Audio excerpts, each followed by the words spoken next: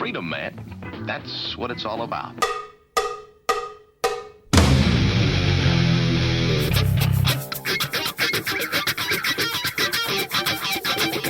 You've got to groove on freedom, like the good book says.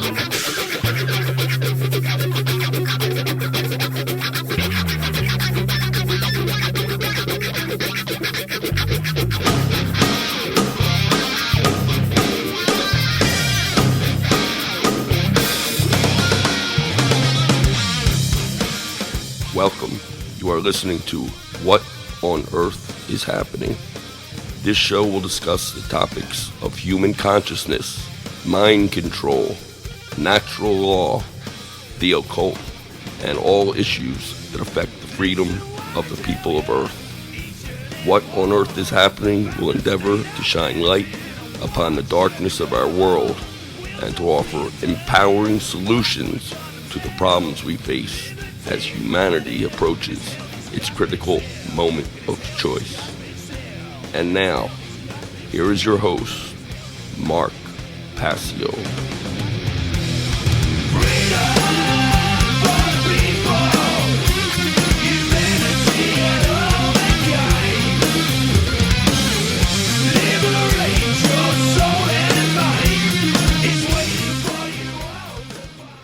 Welcome one and all. You're watching What on Earth is Happening. I'm your host, Mark Passio. My website, whatonearthishappening.com. Ladies and gentlemen, government is slavery. And here on What on Earth is Happening, we are ending slavery one mind at a time. Welcome to the show. Thank you for tuning in today. Today is Sunday, May 1st, 2022. This is episode number 252 of What on Earth is Happening, and we have a great show lined up for you here today. We're going to be continuing discussing the occult tradition of Thelema. This is the occult philosophy of Thelema, Part 2 is the title of this show. Please do keep in mind that What on Earth is Happening is cumulative information. That means that if you are a new viewer or listener to the show, you should not start from here. You should go back to episode number 1 on my podcast page, and you should listen in order, starting with number 1, proceeding through the podcasts in numerical order without skipping around at your own pace. This is because earlier episodes have prerequisite information in them that are required to understand the information that is covered in later episodes. Each episode of What on Earth is Happening does not stand on its own. The information is cumulative and it is presented in a stepwise progression. So I'm going to continue to reemphasize that. Please do keep that in mind if you're a new viewer. Today is May 1st. It is the closing of what is known as the occult season of sacrifice. And I should qualify that and call it the dark occult season of sacrifice.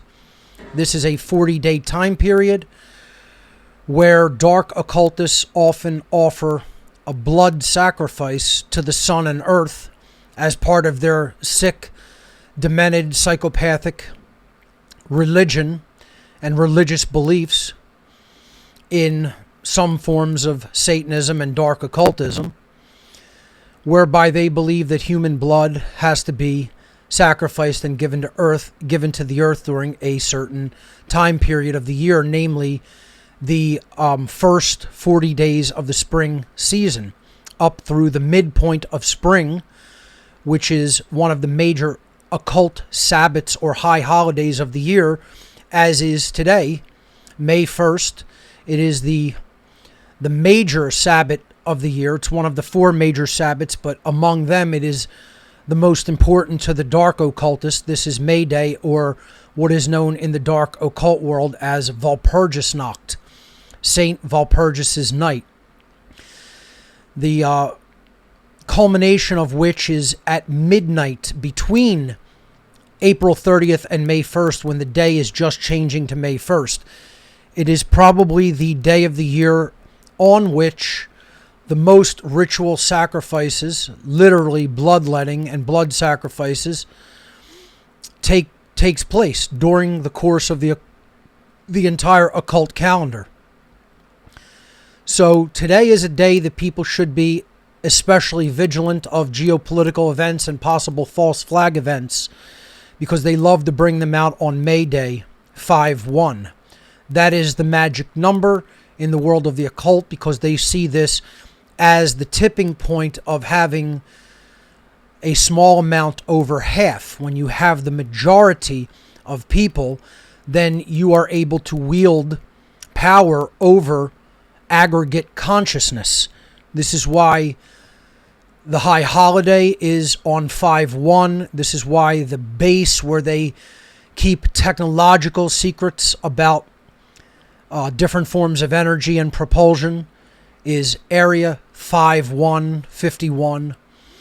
And that's why it's considered the magic number in the occult numerological system. 51 is the number by which consciousness actually reaches a tipping point. Many people will insist that that is wrong and disagree. It is not. This is something that I constantly get battles with people over, that insist that you only need a small amount of people to turn aggregate consciousness. That is absolutely incorrect. That is New Age bullshit. That is New Age nonsense. You need the majority of people to turn consciousness in a different direction. You do not need a small amount of people. Whoever keeps saying that either is an ignoramus, or they're willfully lying to you to deceive you, to make you think that the problem is lesser than what it is and is going to require less effort than what it is actually going to require to truly create a tipping point or an aggregate consciousness changeover.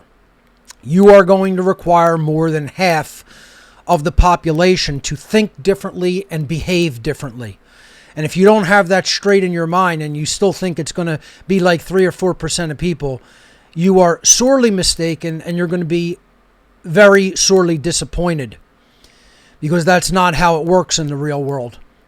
And the people who are involved in the occult world have this knowledge. They've had it since time immemorial, since long before you and I were born.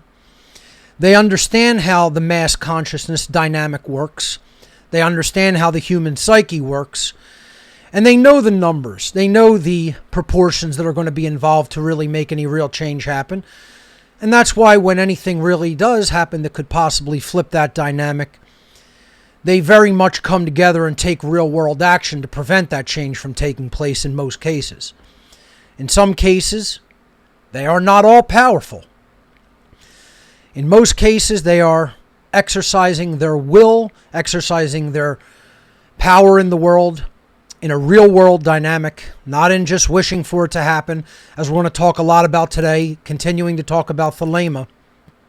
They come together in the real, very real physical world, and they make it happen. They don't wish for it to happen. They don't think about it. They do it.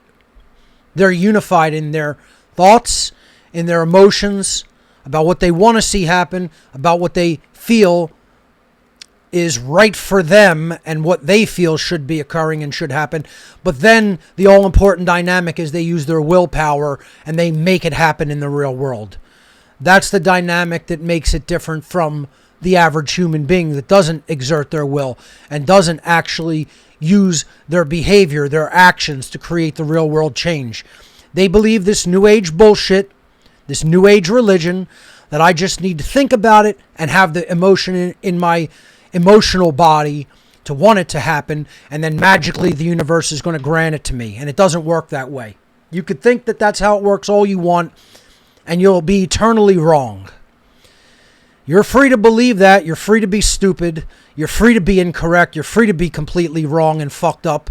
But there is an actual way that things really do work. And your owners know this. Your masters know this.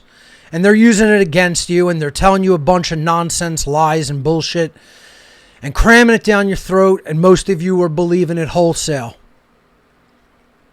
And I'm the bad guy for telling you that it doesn't work the way the New Age bullshitters have told you that it works. I'm the bad guy because I've told you the real way that it actually does work. That occultists who are running the world have known for tens of thousands of years. forget in the last couple hundred years or in the last 100 years. They've known this for millennia. While our sorry asses in the aggregate of humanity have sat on, with our thumbs up our ass and remained ignorant dupes. So once again, get as offended as you like about those statements. It's the truth nonetheless, whether you accept it or not. And you're free to remain an ignorant fool. But that's actually how it really does work. And that's why today is their high holiday. That's why they picked the number 51. And that is why it is the ending, the culmination of the season of sacrifice. And we haven't seen drastically big events, with the exception of course, the war in Ukraine, which is a whole polarizing dynamic in and of itself to balkanize people and to just create total polarization dialectics in the masses to get them in fear, to get them fighting with each other so that they're easier to rule. But, we are at that point of the midpoint of spring, which is their high Sabbath of the year, Walpurgisnacht. So the day isn't over. So I would still recommend caution, not that they could not pull these false flag events at any given time. But again, I expect a big one at some point on May the 1st, some coming year, whether, it happens this year or not, regardless of that fact. They love this day and they stay very much rigid in their patterns. They don't need to change their patterns and change their dynamics because it works. It has been working for millennia. It works to this day. And so there's no reason for them to really adjust or change their tactics as long as they continue to work for them. So that being said, I have a few housekeeping announcements and then we'll get into part 2 of Thelemic philosophy today. Let me jump over to my slides. Thanks to Will Keller for the great artwork. Again, this is episode number 252 of What on Earth is Happening. The title is The Occult Philosophy of Thelema, Part 2. We're on a streamlined show format and on a 6-month on, 6-month off schedule. January through June, we'll be running What on Earth is Happening, after which we'll return to hiatus for the second 6 months of the year, July through December, when I will be teaching the How to Become the True Media Technology Seminar. More about that in a moment. Actually, more about that right now. How to Become the True Media 2022 Seminar is rapidly coming at us. There is now officially 8 weeks left to enroll. May and June. I will be wrapping up enrollment after the first 4 days of July. July 4th, 2022 is when internet enrollment closes. If you're enrolling by check or money order, enrollment closes even earlier. You must get the check or money order in my hands to my location, my mailing address location by July 1st, 2022, if you want to enroll by check or money order. For more information about the whole seminar, visit howtobecomthetruemedia.com, where I have all of the topics that will be covered in the seminar. And there is a link there to enroll. You will enroll through What on Earth is Happening donation gifts, the gifts area of my website. And the donation methods that we accept for enrollment are Cash App, GPay, Wise, Bitcoin, Bitcoin Cash, Ethereum, Litecoin, Dash, personal check, and money order. And when you go to What on Earth is Happening donation gifts to enroll, that will be explained. And the checkout process will be explained about how the cart works. This is a 23-week seminar, so it is a commitment in time. It is 1 day a week for 3 hours of class instruction for 23 weeks. It will take place every Monday evening, 8 p.m. to 11 p.m. East Coast time, Eastern U.S. time, from July 11th to December 12th, 2022. Total of 23 class sessions. We do have a limited amount of space available in the seminar. We have reached between 2/3 and 3/4 of the number that I'm going to allow for enrollment in the seminar this year. So please listen to this, folks, for people who are preparing to enroll. We have now reached just under the 3/4 mark, where if we hit another 25% of enrollments, I'm going to close enrollment so that the seminar doesn't reach an unwieldy number of students, because I want to keep it somewhat personalized.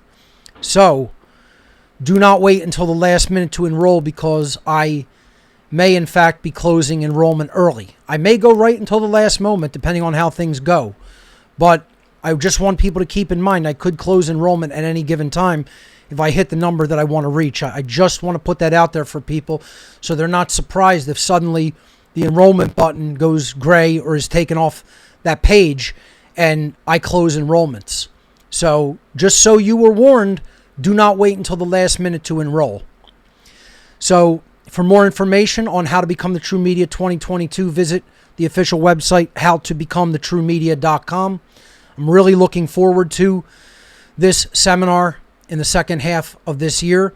I think people are going to learn a whole lot from it. I've refined how I'm teaching the seminar and really going to make it very efficient for people. I think they're going to learn a whole lot about exactly how to do what someone like myself does here on What on Earth is Happening each week. And much, much more. How to make websites, how to make presentations, graphics, etc. Do promotion. We'll talk a little bit about actual technical equipment, storage, finding things on the internet, finding things on the dark web, how to do that type of searching, mining of the internet is a big part of the class as well, and much, much more. So for more info, visit howtobecomethitruemedia.com. This is the last week that I am running my t-shirt clearance special. We're very, very close to being completely sold out of t-shirts. So if you want to take advantage of the few items that are left in stock, 40 to 50% off on all t-shirts until stock is gone. I'm closing this sale this Friday. So I will not be announcing this sale again next week. The sale will be closed this coming Friday. That's May 6th. Friday, May 6th. I'm closing the clearance special on t-shirts. All short sleeve t-shirts are about 51% off the magic number. All long sleeve t-shirts are about 42 or so percent off. So over 40 and 50% off on all shirts in stock. This clearance special will be closing Friday, May 6th. And then I will be buying a new stock of t-shirts, putting in an order for that. That should come in another probably couple of weeks after that point, and will be restocked fully with shirts by that point. Probably a little bit toward the end of May. The One Great Work Network going strong. OneGreatWorkNetwork.com. 60 phenomenal content creators who talk about true freedom, the real control system and how it operates, natural law and objective morality, the world of the occult and occult philosophies. All this and much, much more at OneGreatWorkNetwork.com. Please check it out. Please tune in, and please check out all the great content creators, and please do support them. They all have donation pages that you could support each individual content creator. The One Great Work Network is run entirely on voluntary donations. And as long as those donations keep coming in, this network will remain free in perpetuity. So all of the content creators are up there for free. We don't charge anybody to be on the platform. They are, no money exchanges hands here. It's all free voluntary cooperation, the entire network, even the people who help on the back end of the network. It's all on a volunteer basis, and donations keeps this great network of content creators going. So thank you to everyone who has generously donated, and I want to just say you guys keep the entire operation going with your generous donations, so thank you very much. For more, visit onegreatworknetwork.com. I guarantee you will like the content that you will find there. The What on Earth is Happening IPFS project is still open and available for those who want to help keep my work on the internet for free and make it completely uncensorable through the distributed network and protocol called IPFS. That stands for Interplanetary File System. And it is known as part of the permanent Web 3.0, distributed and decentralized network of peers that share information on the internet. If you have an internet connection of 200 megabits per second or greater in the upstream direction, you are initially qualified to host a What on Earth is Happening IPFS node. We want to try to hit 10 nodes by the end of the year. So far, we only have one operating, and there's still some issues that we're attempting to work out with that. However, we have a long way to go to meet our goals with this project. It's not super technical. It simply requires a little bit of willpower to get the node up and going. And I think we can still hit that goal if we get some interested people that want to take part in this project. For more information, you can go to whatonearthishappening.com/IPFS, read about the IPFS network and protocol, and then fill out the form. And you could download the PDF document with the preliminary requirements for hosting an official What on Earth is Happening IPFS node. Once again, the website whatonearthishappening.com/IPFS. If there is time today, after the part 2 of delving into the occult philosophy of Thelema on today's broadcast, I will take calls. If we don't have time, I'll do a whole call-in show next week. But if we do have some time to take calls after I wrap up this topic, you can go into the What on Earth is Happening Discord call-in room. The address is whatonearthishappening.com/Discord. Or if you are already watching the show at the show page on What on Earth is Happening, you can click the Discord widget to enter the call-in room, and that is where we take your calls. I ask people to wear earbuds or a headset, a USB headset, so that your call won't echo or feedback. And like I said, if there's time today, we'll take some calls. If not, we'll do a whole call-in show on this topic next week. ARC 2.0 is still available and will be continuously available in perpetuity here at What on Earth is Happening. Many, many, many people have taken me up on this great offer, and I hope many more will still to come. I'm receiving at least an ARC a day, to be honest with you guys. It's pretty amazing how many people want this knowledge. And it's a good sign to see that is happening. So ARCs are coming in continually. The ARC is a 2 terabyte hard drive consisting of over 26,000 audio files in the form of lectures and podcasts, 9,500 digital books, 3,400 digital videos, all from my own personal archive of research and data that I've collected over the years and compiled into a huge digital library. That's copied onto the 2 terabyte hard drive that you provide. To get the shipping instructions, fill out the form at whatonearthishappening.com/ARC. There are rigid shipping instructions to protect your property. We will very occasionally get a damaged ARC that arrives from someone that sends to take us up on this offer. We hate it when that happens. Sometimes, people might pack it a little bit inadequately. Sometimes it is the fault of the carrier. So follow the shipping instructions exactly to protect your property. Make sure if anything does go wrong during shipment of the ARC, you can file an insurance claim with the carrier that you chose to carry the drive.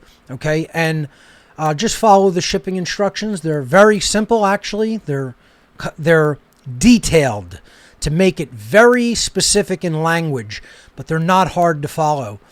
It's a very simple procedure that makes sure that Everything is protected, and you could file a claim if there is some kind of damage during shipment. It's rare. It's rare. It's like maybe less than 1% of the time, if that. Okay, very, very rarely do we receive, or in going back in the reverse shipping direction, do we find that drives are damaged. But it does happen, and that's why I ask people, please follow the shipping instructions carefully to ensure that your property will not have any damage happen to it. I just want to say also that solid state drives have really dropped in price dramatically over the last several years. When I was first buying solid state drives in this business and doing this work, let me tell you something, they were ultra expensive. I mean, ultra expensive. Like a terabyte solid state drive was over $1,000, you know, when they first came out, like $1,250, you know, some good ones, $1,500. You know, I got my first solid state drive ever years ago, probably back in like 2011 or something, and it was $1,000. And I thought that was a good price at the time. I like waited for that drive to drop to $1,000. Now you can get a 2 terabyte hard drive for like under $200. So I'm really going to recommend a solid state drive for the Ark. If you can afford it, I'm not telling anybody they must do that. I'll put it on a regular hard drive for you if that's what you wish. But I'm just saying that there's far less of any incident in damaging it through shipping, through jostling the drive or dropping it or anything like that. Far, far, far less of any chance of any damage occurring to a solid state drive rather than to a hard drive, which there still is a legitimate chance there could be damage in shipping to a hard drive. It's, again, even that is very rare with an Ark drive. But just want to put the word out there, put the recommendation out there. I personally highly recommend putting your Ark drive on a 2 terabyte solid state drive. You'll probably never have an issue with the drive in your entire lifetime, and the drive will be much more robust in shipping and, you know, or just any potential damage like it falling off your desk or something like that. It's almost indestructible, a decent solid state drive. So if you do have the resources for that, that is what I personally recommend for the Ark drive, just putting that out there into the ethers for people. So if you want to take advantage of the great Ark offer, Ark 2.0 available, the shipping instructions are available at whatonearthishappening.com/Ark. I guarantee you won't be disappointed. Plenty of people write me back and tell me how absolutely astounded they are at the amount of data and the quality of data that is on the Ark drive.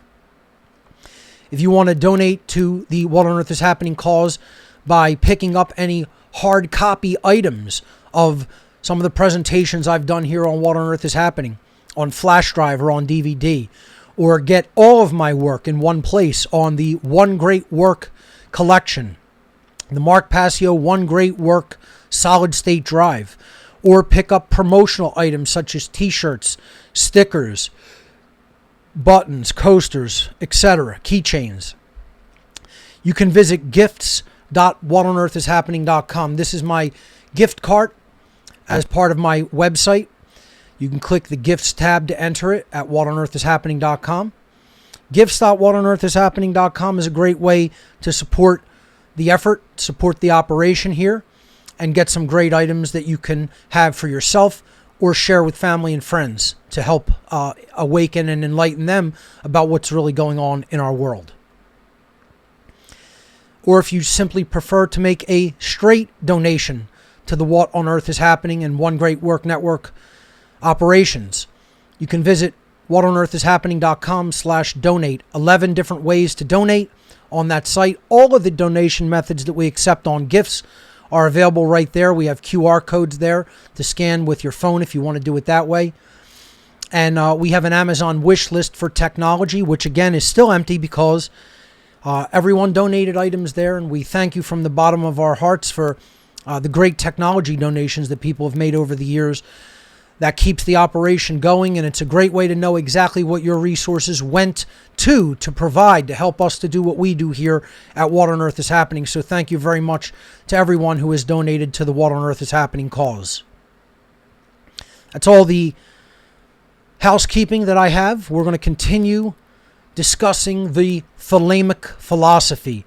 the occult philosophy of Thelema, on the broadcast today.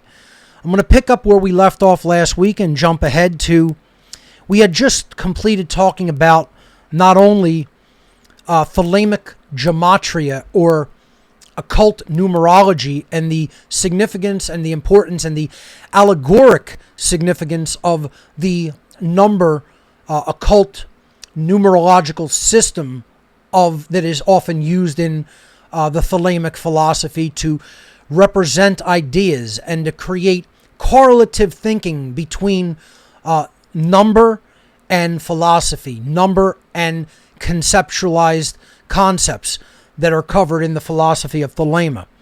This is done in many occult traditions.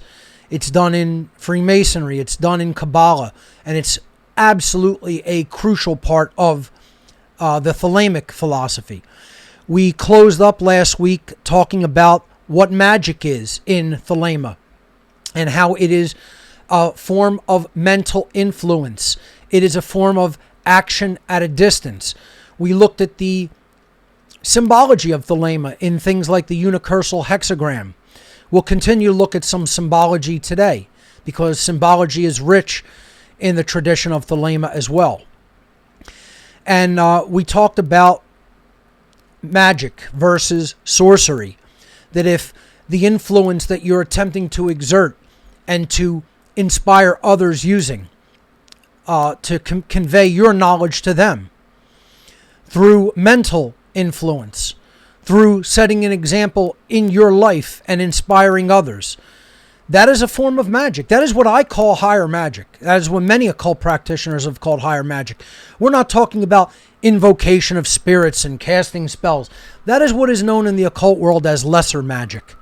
That is what I certainly consider the lesser form of magic, because often that is done to manipulate something according to the way you want to see it go. It's often done to acquire resources. It's done to placate and or satiate the lesser will, the individual selfish will of the practitioner.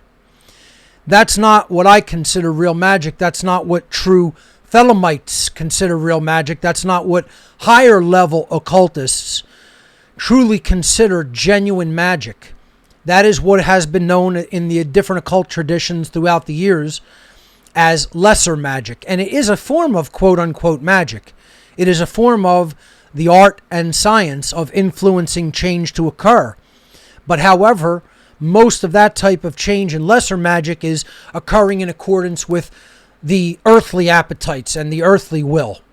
My will, not thy will, not the will of creation, not the will of the universe, not the will of the cosmos. When we put our intention and effort into allowing the expression and the culmination and the fulfillment of the will of the cosmos, then we are aligning our individuated will with the capital W will, the higher will of creation. And therefore that is doing the true will. And that is what is referred to in the occult as greater magic, higher magic. And that's the magic that we're talking about in the Thelemic tradition. When very advanced occult practitioners, who I would refer to as higher level dark occultists, who Crowley and many other occultists in the 19th and 20th centuries referred to as sorcerers, when they are exercising their own selfish will, that's not real magic. That is what is delineated in the Thelemic tradition as sorcery, as the lesser form of magic, the selfish will of the practitioner being used to influence and bring other people into harmony and accordance with, so that the selfish practitioner gets their way and their will is fulfilled. That's not what we're talking about when we say, do what thou wilt shall be the whole of the law. We're talking about the capital W will, the higher will of creation. That is, it is our charge in our spiritual lives to align our behaviors to. And so we talked about that as being the delineating factor, the factor that separates true magic, as Crowley spelled it and worded it, magic with a K, higher magic, from the lesser will influence, the art and science of influencing change to occur in accordance with the selfish will of the practitioner, which he and many other occultists of his day referred to as sorcery. And that is what I would call it, and I would call it dark occultism as well. So the last concept that we left off on, which I'm going to go ahead and jump right over to, was the concept in Thelema of the holy guardian angel. And this is a concept of connection to that higher self that helps you to align your behavior to the higher will of creation, to the higher will of the cosmos. And Crowley worded this in the writings that he put forward about the holy guardian angel as it was a force of guidance. It was a force of intelligence that if we were aligning our behavior and our intent with the true will, that this force of creation would guide us on that path and help us to stay on that path and not fall from it. Clearly, Crowley himself did not do that. And that is why it is of utmost importance to learn how to separate the way an individual in physicality, in the 3D world here on Earth, lives their life versus what some of the teachings that they have presented during the course of their life are, and the value that those teachings have for others. Therefore, I would be the very last person to tell you, go and revere Crowley himself. Not a good idea. I am the last person who would tell you, become what is known as a Crowleyite, right? Someone that reveres Crowley, puts him up on a pedestal, looks up to him, glorifies him. Bad idea.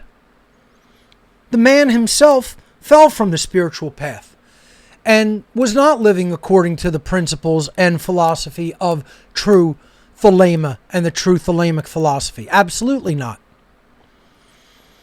I don't tell you to put me up on a pedestal and revere and glorify me. I'm not interested in that. I could care less. I want you to understand natural law. That's what all the occult traditions are there to help you do. They're there as a system of correspondences, a system of allegories, a system of general guidance and teachings to help to understand natural law, how it works, and to bring one's behavior into accordance with it in such a way that we desist in continuing to create self-inflicted suffering for ourselves and others. As is said in the Thelemic philosophy, there is no God but man. And that doesn't mean that there's not a God of creation that created the universe and the laws of creation and set the laws of creation into effect. There is no small g God except capital M man. What does that mean? Well, we're actually going to talk about that later today when I break down the document Liber Oz, which I will be doing on this show. It's the seminal text of Thelema, and it's the culmination of Thelema, quite frankly. We'll be getting to that later. But just as a prelude to that, there is no God but man simply means we're the ones doing it to ourselves through our own behavior. Through the way we think and through our behavior that we put out into the world, we're enslaving ourselves in the aggregate as a species. Humanity is doing that to humanity. Okay? You could talk all you want about, yes, there may be external forces at work. There may be non-terrestrial forces at work. I'm not going to dismiss that. I'm the last person that's going to dismiss that and treat that like some kooky conspiracy theory.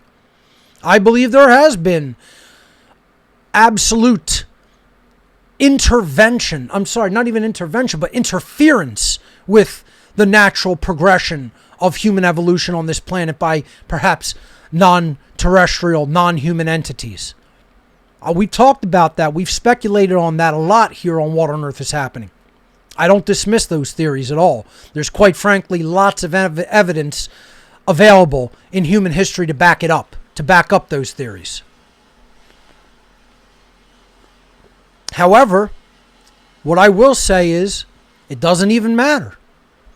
It doesn't matter, because if we put our intent and our behavior into alignment with the true will of creation, mighty forces come to our assistance, and then we learn what not to do.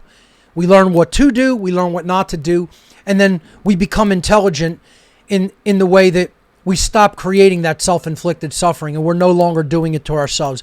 There's no small g God creator of the human experience except capital M, man, mankind, humankind. All of humanity in the aggregate is creating those experiences through our behavior that we put out into the universe, and then natural law brings the consequences to us that then we must live with in the aggregate shared reality that we call the human experience, that we call the human condition. It's very simple, quite frankly.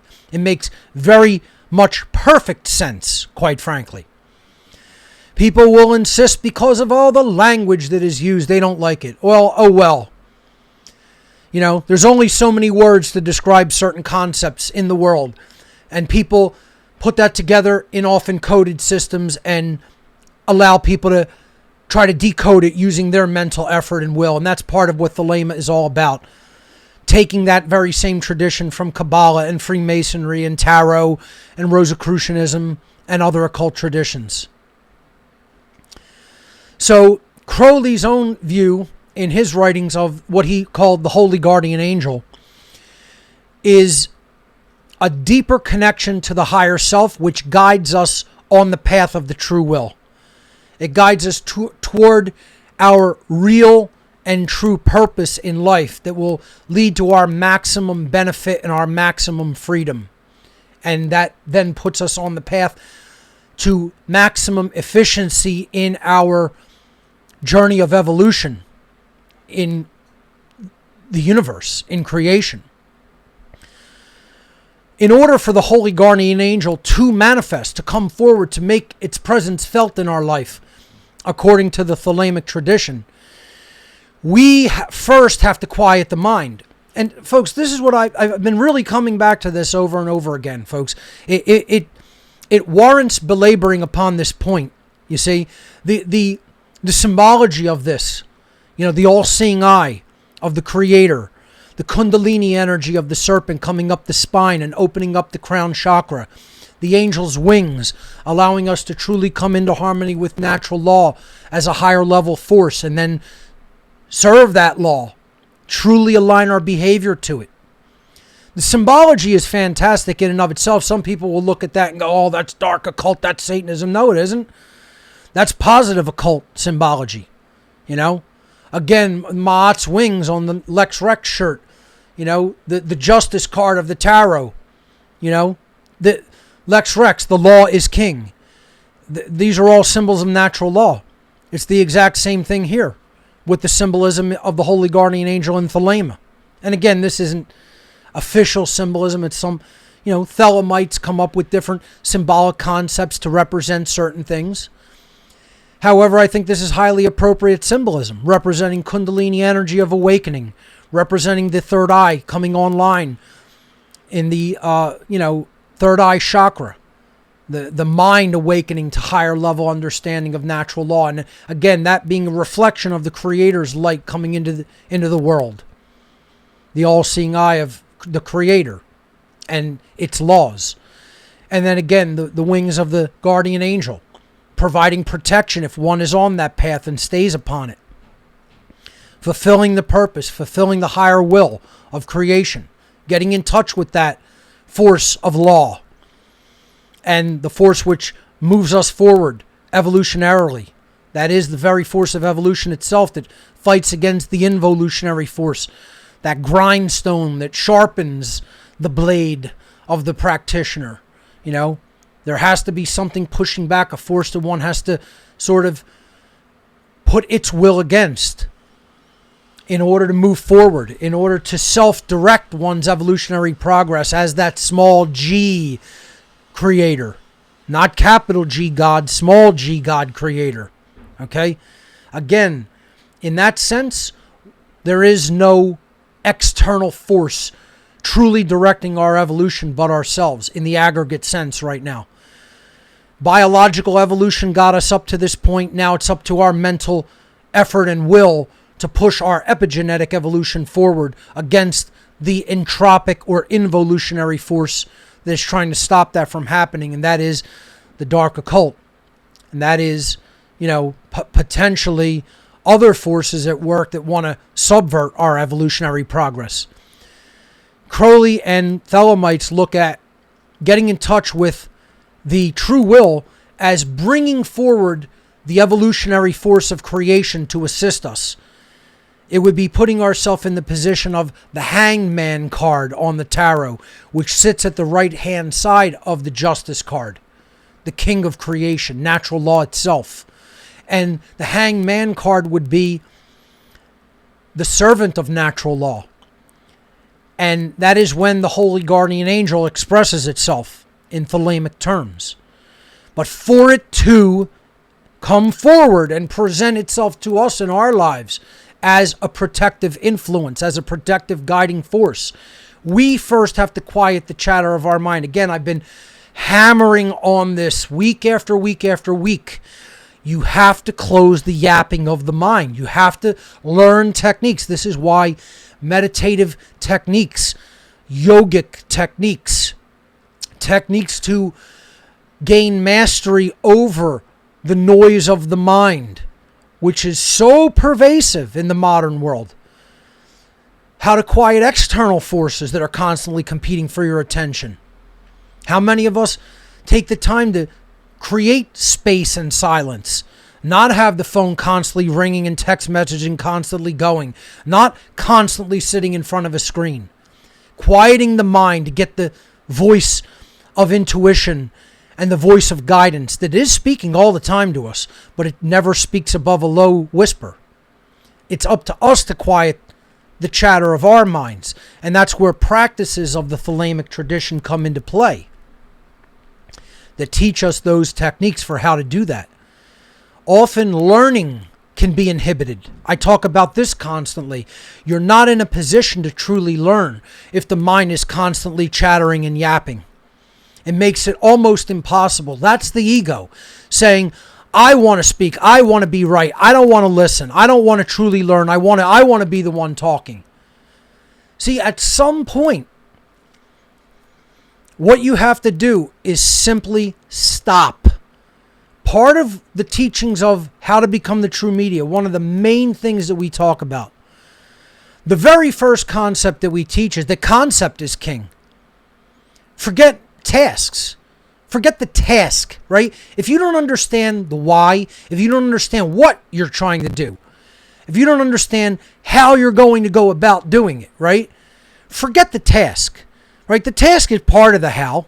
Not going to say it's unimportant. But if you don't understand conceptually what you are attempting to put forth and actually accomplish and do, and the sub-series of tasks on how to get there, right?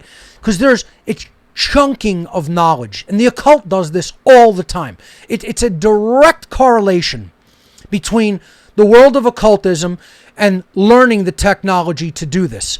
And that's why many occult practitioners who don't really truly understand technology or truly work with it are missing a gigantic aspect of the occult world and its teachings.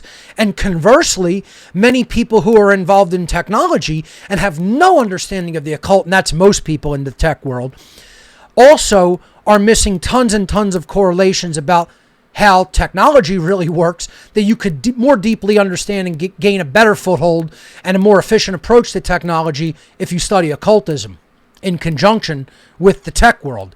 You would be amazed at how completely together these two seemingly disparate and separate worlds truly go and how they mesh and almost operate as one unit.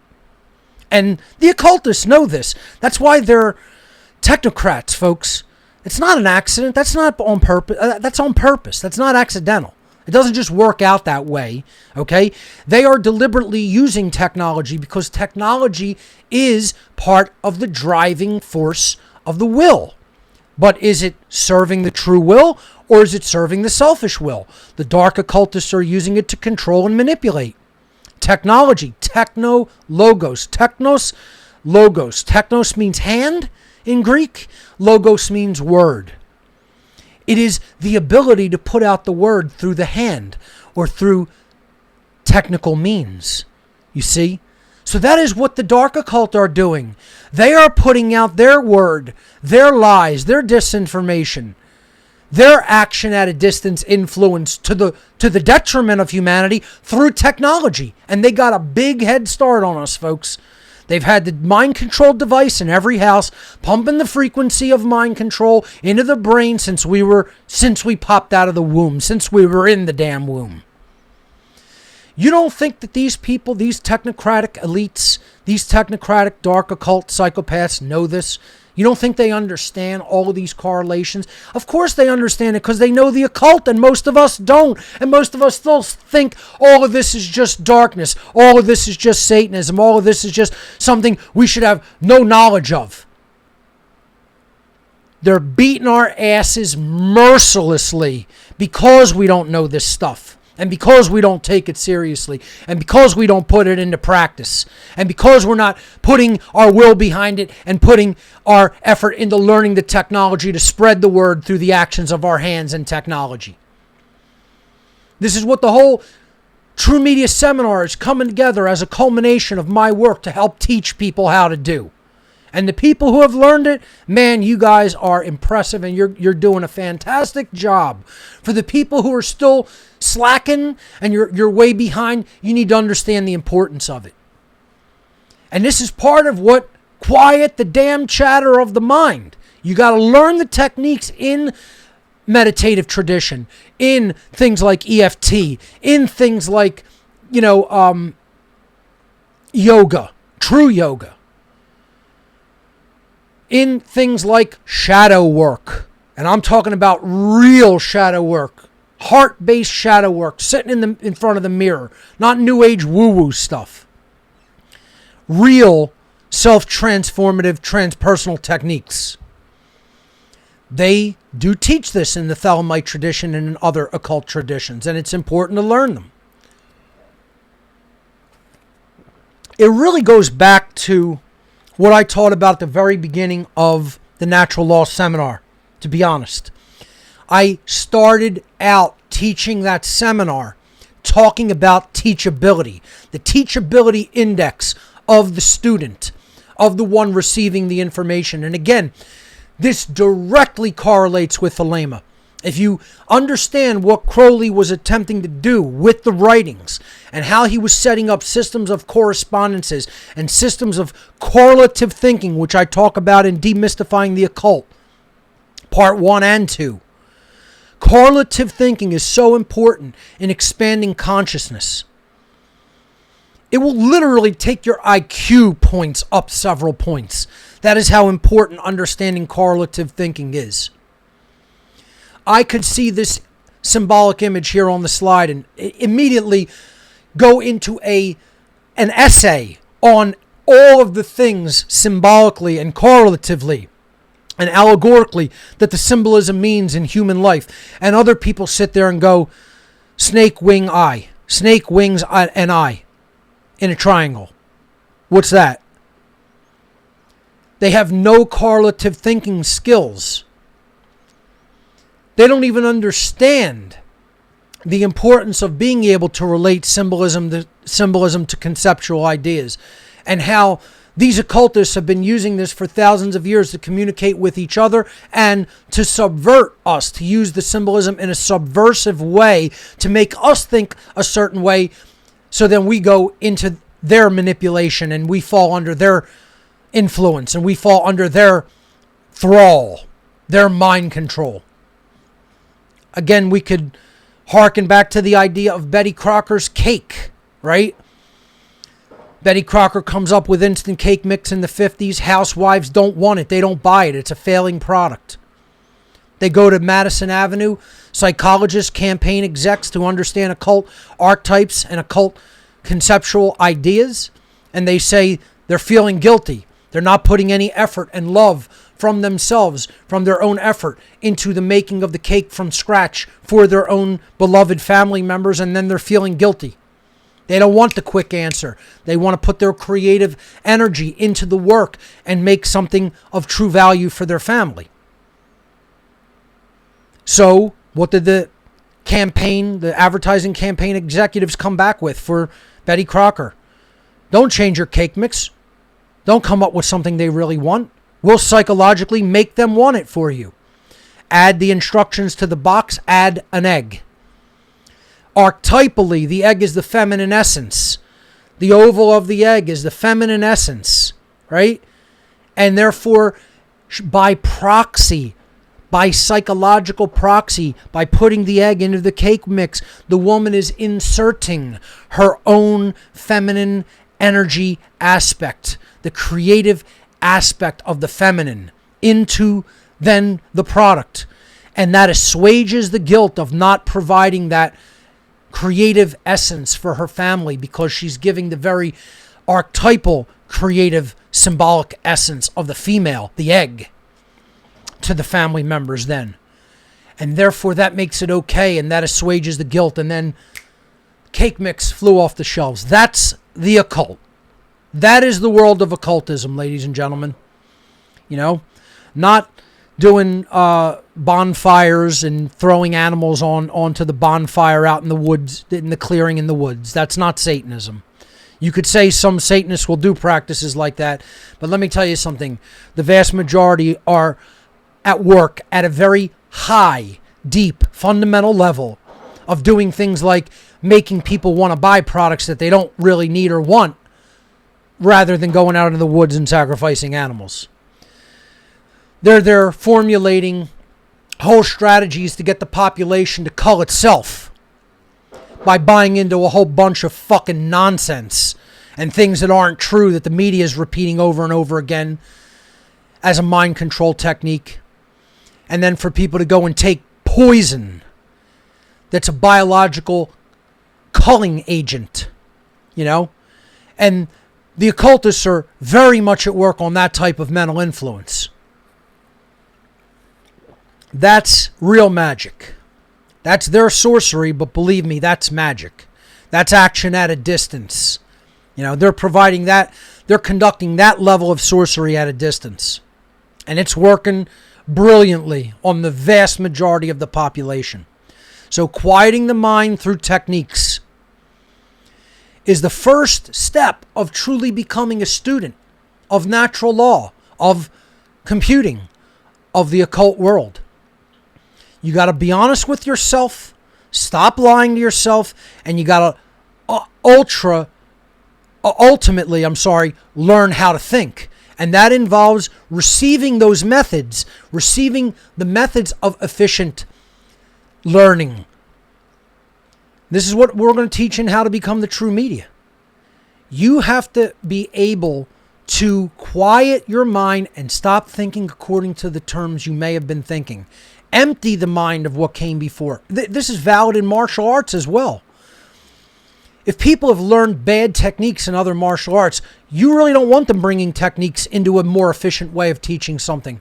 For instance, Jeet Kune Do, Bruce Lee's system, his systemless system, his formless system, his free-flowing art of martial arts, the first form of MMA.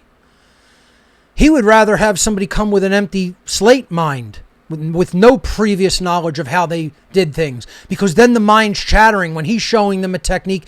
They're like, I learned a different way. I learned how to do it this way in the other school that I went to. And he's trying to show them, I've already been there, done that. It's inefficient. It doesn't truly really work. It may work in some instances, but if you want the fastest route to getting out of problems, if you want the fastest route to putting down your opponent, if you want the most efficient route to protecting your life and then getting out of there, you got to learn my technique, because I've studied it and I've compared and contrasted over a lot of time and a lot of different techniques, all of these different methods, and I've arrived at the most efficient in my experience and in my knowledge.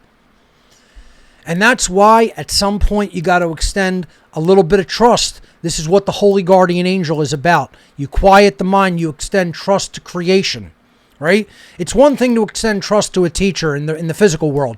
You could extend trust to me in teaching natural law. You could extend trust in teaching technology. You could extend trust to people who had considered themselves adepts in occult traditions. That's a matter of, human dynamics.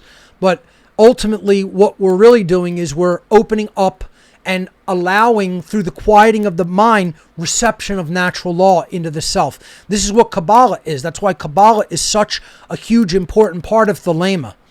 It's one of the integral traditions that helped formulate and influence Thelema. The word Kabbalah literally means to receive. It is a verb in ancient Hebrew. Kabbalah is the verb in ancient Hebrew that means to receive. It's an infinitive. Like in Latin, there are infinitive verbs. Habere means to have. Dictere, the infinitive, to speak. Occultare means to hide, to conceal, to keep secret. That's the infinitive form. Kabbalah, you could look at in ancient Hebrew as it is an infinitive form of the verb to receive. And Kabbalah teaches proper reception.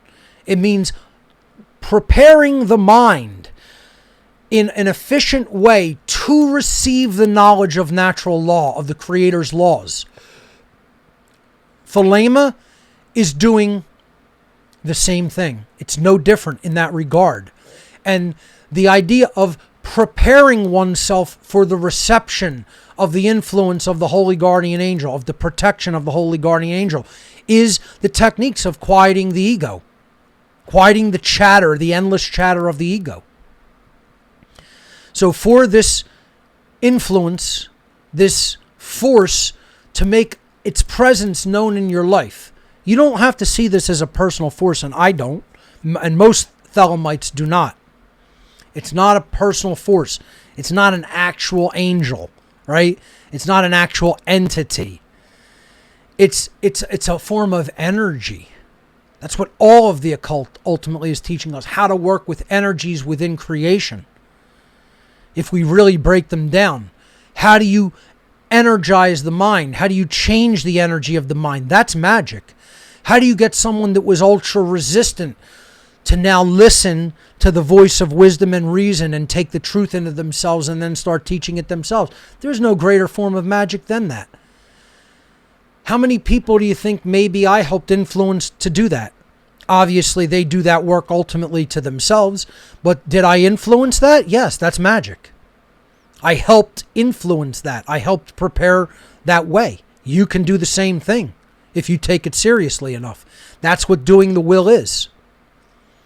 And a lot of Thelemites don't know this. That's the sad part.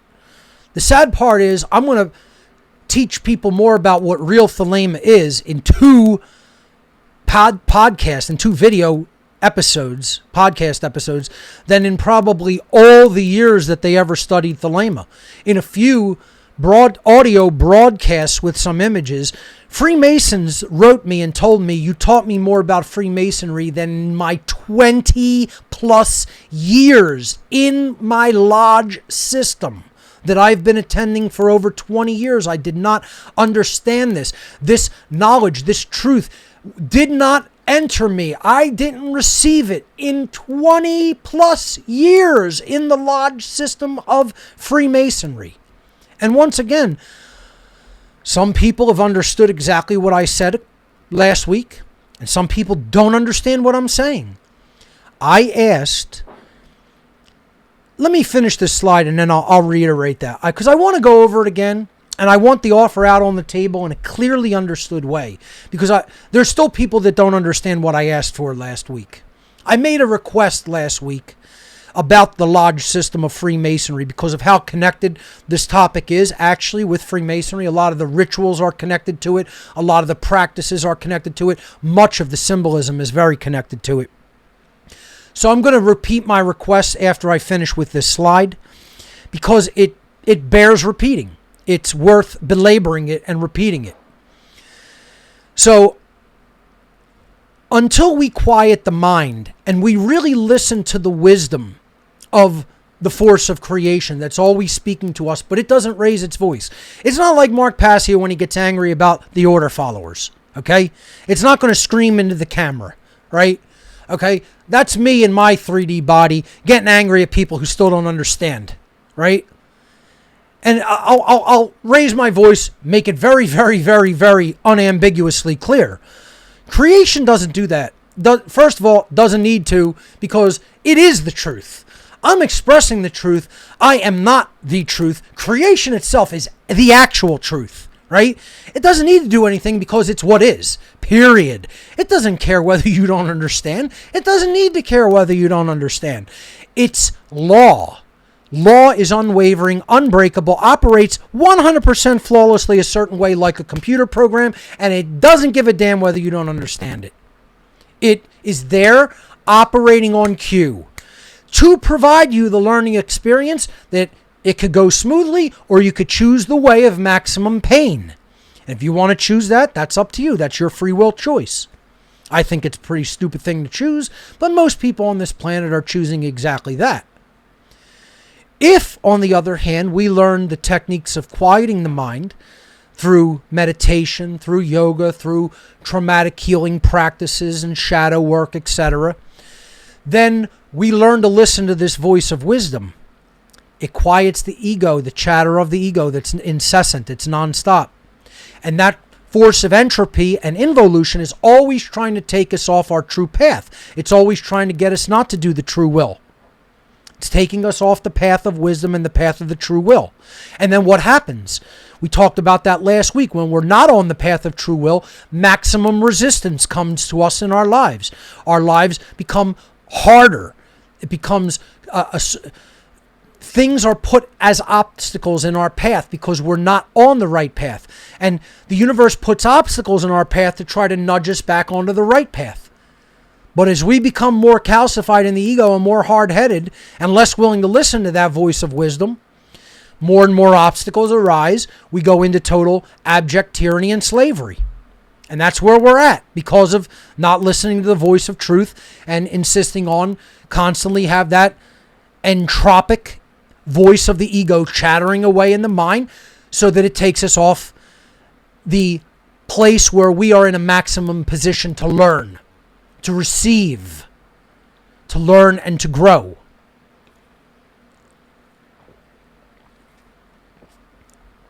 So the holy guardian angel is the energetic pathway of listening to the voice of wisdom, aligning our behavior to the true will, getting on that true will, aligning our behavior to it, and staying there as opposed to falling off the path because our ego chatter becomes too incessant and we fall away from that path. So that's the entirety of the concept of the holy guardian angel. Crowley referred to his own energy, spirit, whatever you want to call it, his own holy guardian angel, Iwas, whose name in Greek gematria also adds up to the number 93. So again, in gematria terms, if numerologically the word adds up, the letters of the word assigned numerological equivalents, if the words add up to the same thing, it is taken to mean that they mean the same thing. They have the same meaning. So Thelema adds to 93. Agape, which means love. Thelema means will. Agape means love. It adds in Greek gematria also to 93. Iwas is a form of the holy guardian angel in Thelema. That name adds to 93. So they all mean the same thing. Higher will. Higher love, agape, the holy guardian angel, all interconnected, all ultimately meaning the same thing, being on the path of the true will, being on the path of evolution in creation, true evolution, being on the path of alignment with natural law. So let's move on to another concept in Thelema, which was out, O-U-T, getting out is a very important concept of freeing the mind, getting the mind out of mind control. And this is why Crowley emphasized this concept over and over again in his writings, that you had to get out, that this was an allegorical correlation to freeing oneself, getting out of a cage, right? If you're in a cage, you're under total control. You're behind bars. This is the prison of the mind. That's what he was referring to with out.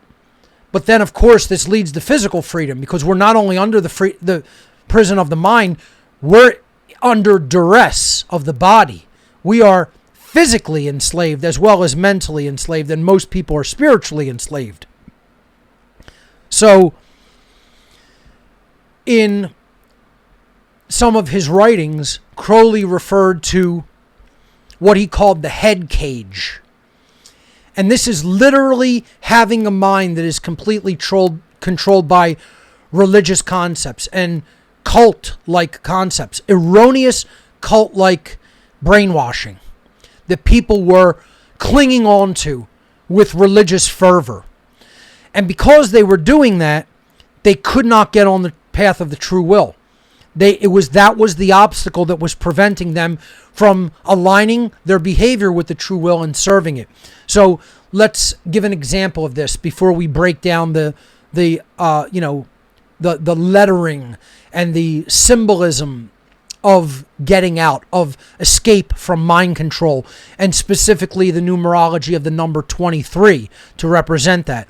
And they kind of made a movie about it. I think it was Jim Carrey in the movie. It's called The Number 23, where he has to wrestle with the wrong that he has did and stop lying to himself about it in a very diseased way.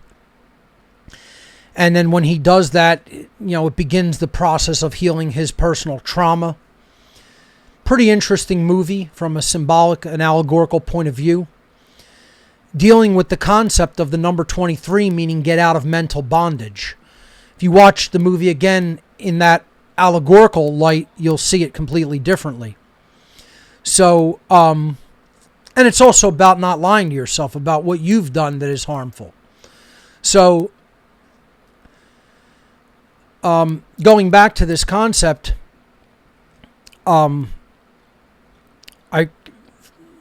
briefly lost my train of thought there about the thing that I wanted to explain about Crowley, about Jack Parsons.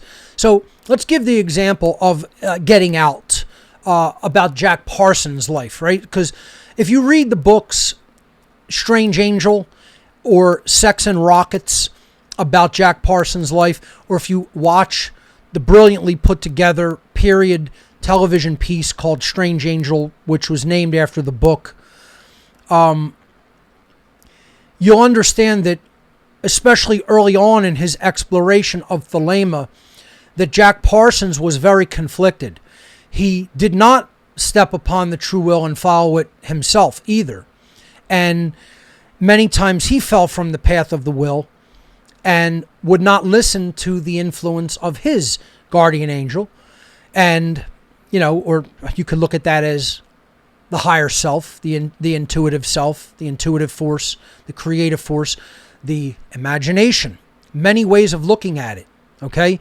But if you don't listen to that guidance system, which is ultimately heart-based intelligence, which is ultimately conscience-based, if you don't listen to that, obstacles arise and you fall from your path. You're not with it. You're not operating in the true will. And I apologize for the noise, folks. It's another warm day here in Philly. I have the window open and the fan on.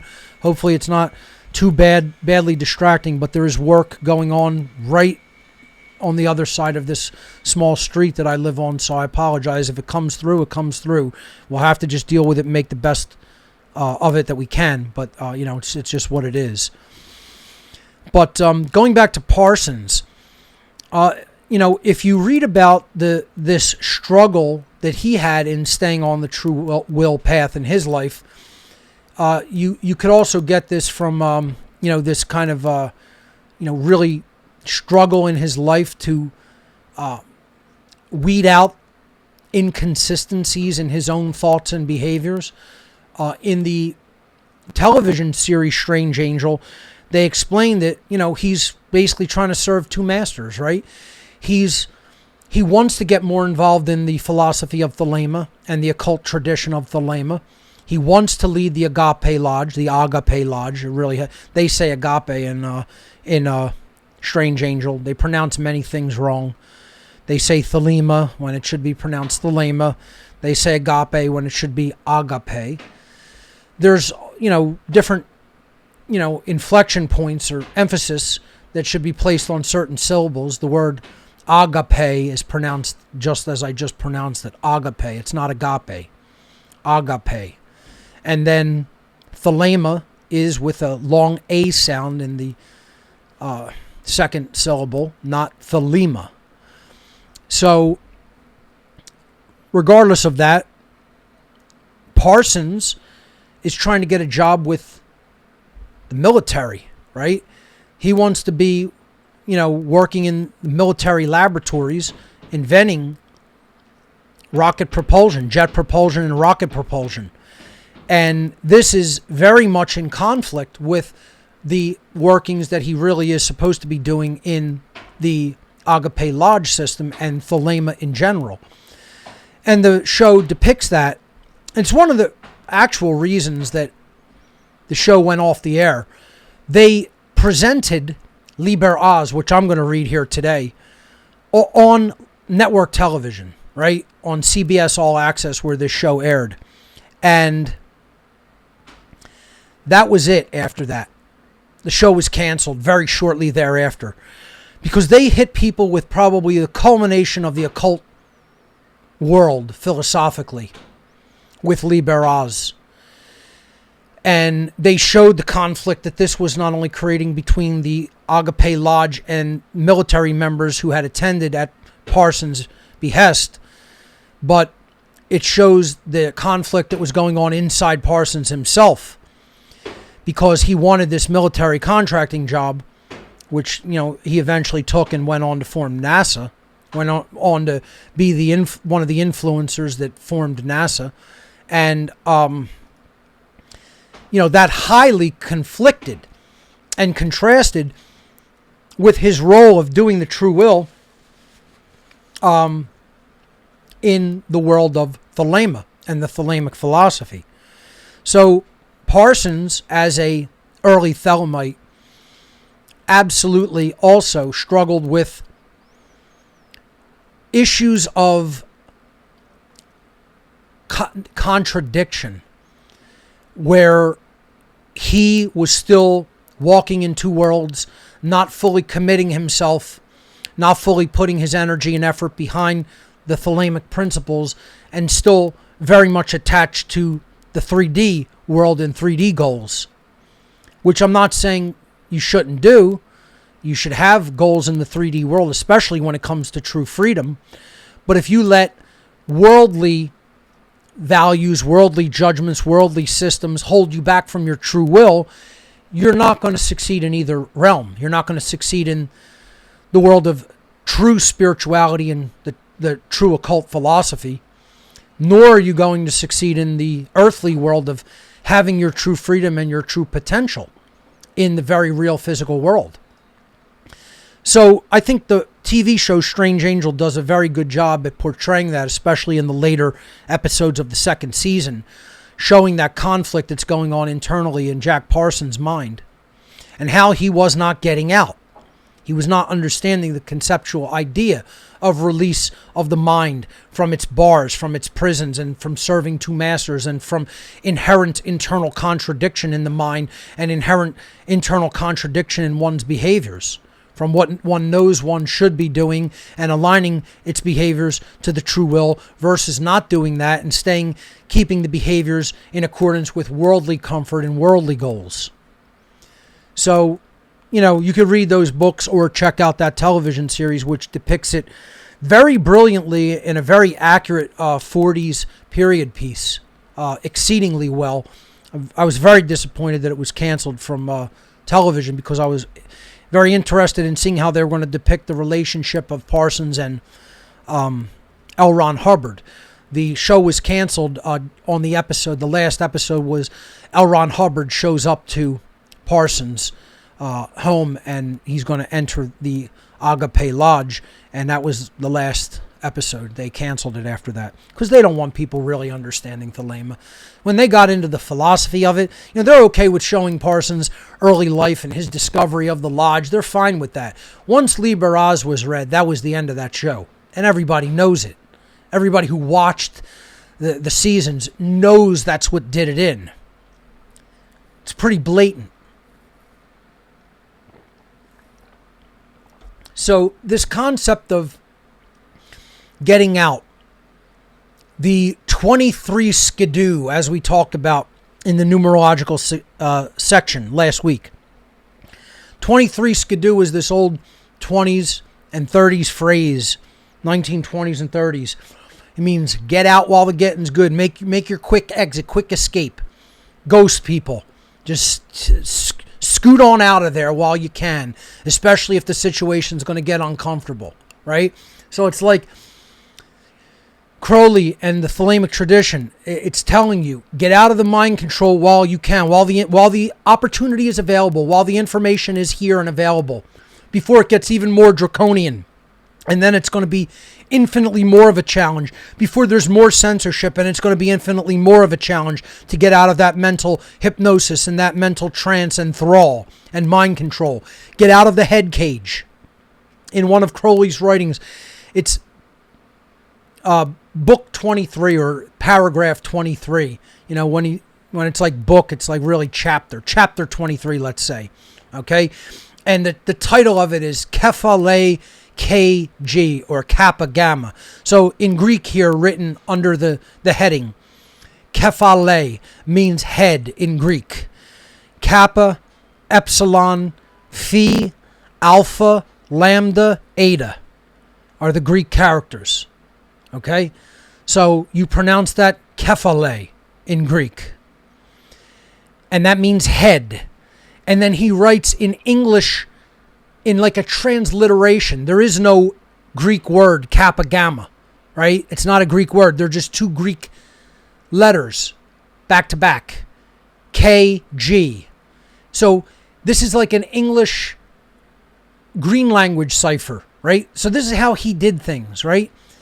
Kephale, you'd have to learn the word, what the word means in Greek. You'd have to look that up in a Greek dictionary.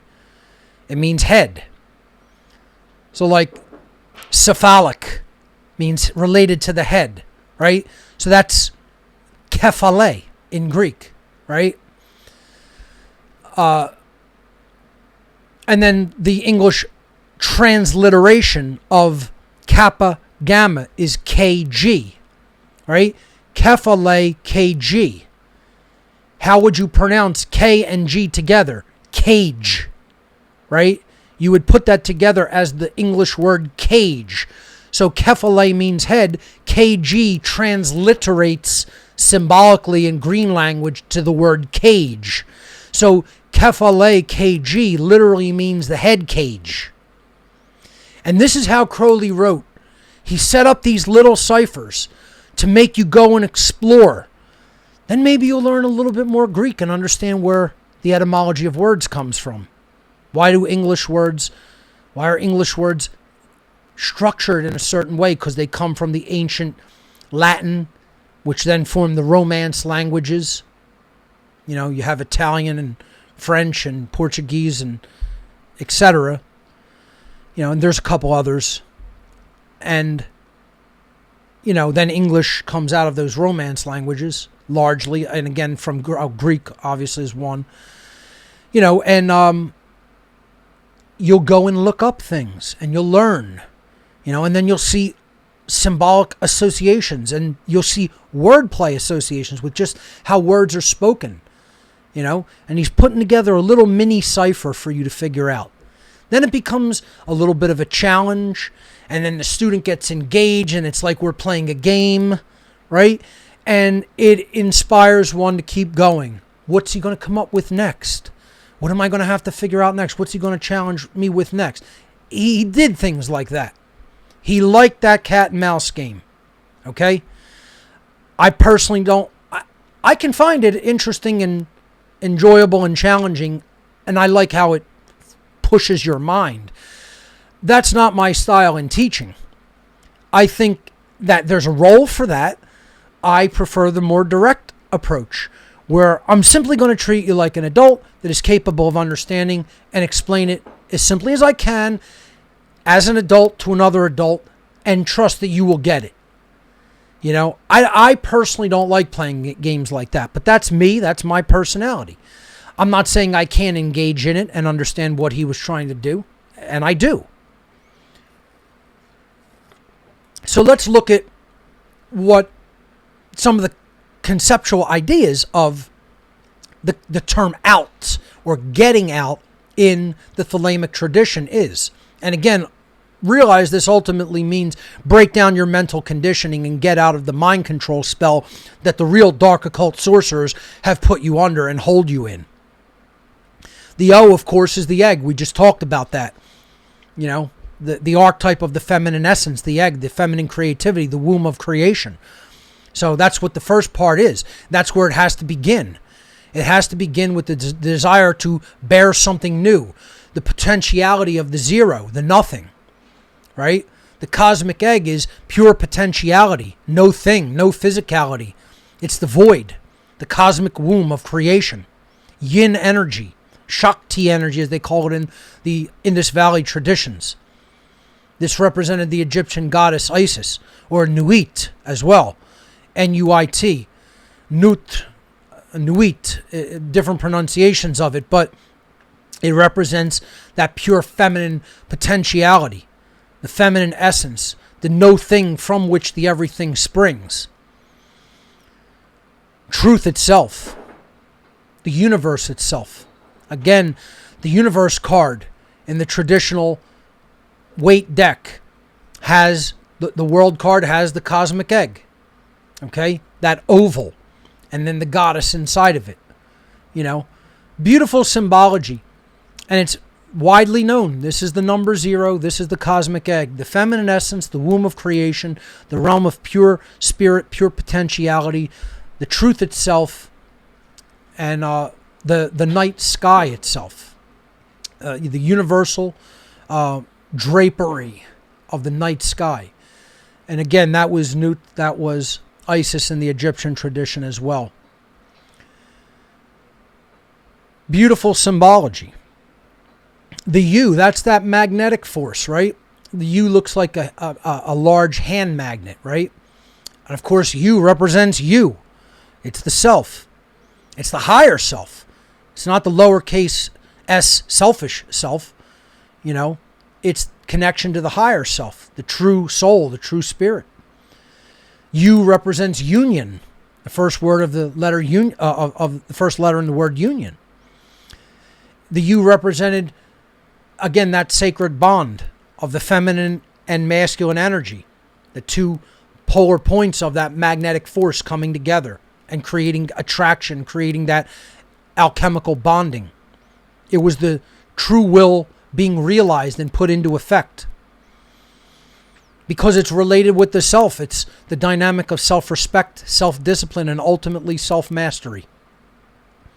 All the symbolism of the letter U in simple English gematria, simple English symbolism. And again, then the T, that was the T is the sacred hammer in Freemasonry, the sacred axe or hammer, Thor's hammer, or the sacred axe, the dual-headed axe of Freemasonry. Huge symbols in ancient shamanism. Is some of the oldest symbolism that exists, and that's why Freemasonry borrowed it into its tradition, which of course stems out of the ancient world and ancient Egypt. Anybody telling you it's only a modern tradition, once again, is either ignorant or lying. So again, this is power. This is force. This is will. The will to move forward, right? So it has to be born out of the heart, right? And then it has to resonate with the self, with the higher self. You have to make that connection to it to receive that sacred feminine energy. It prepares the way. It quiets the mind. It empties oneself and makes you a vessel of pure potentiality, so that then you could come into that sacred union with the sacred masculine essence of the hammer, the axe, Thor's hammer, the sacred dual-headed axe of Freemasonry. Masculine power. What is this? Action. This is courage. This is the will to act. This is stepping into the path of the true will. So it starts with the feminine. It proceeds through that neutral point, which is about the self, the higher connection to the self. And then it expresses through courage and power in the real world, the will in the real world. It's desire to know, but for the reason that you're going to act in wisdom with what you know and understand. Okay, so this is the self in the world, right? Being in the world, but not of it, but acting within the world. The individual monad of consciousness, acting in a place of right power with the hammer, the axe. Again, many different traditions. The Norse tradition had this concept of the sacred hammer or axe that was Mjolnir, Thor's hammer, which I often wear. You know, I have silver ones. I wear this black one recently, which represents the war aspect, because we're at war. You know, in times of being equal, different colors could represent that equality and that equal footing. The black Mjolnir, to me and many others, represents a time of war. And, this is all the male energy. Yang energy in the Eastern traditions. Shiva, of the actual putting forward into the will of one's knowledge and internal aspects. And getting it done.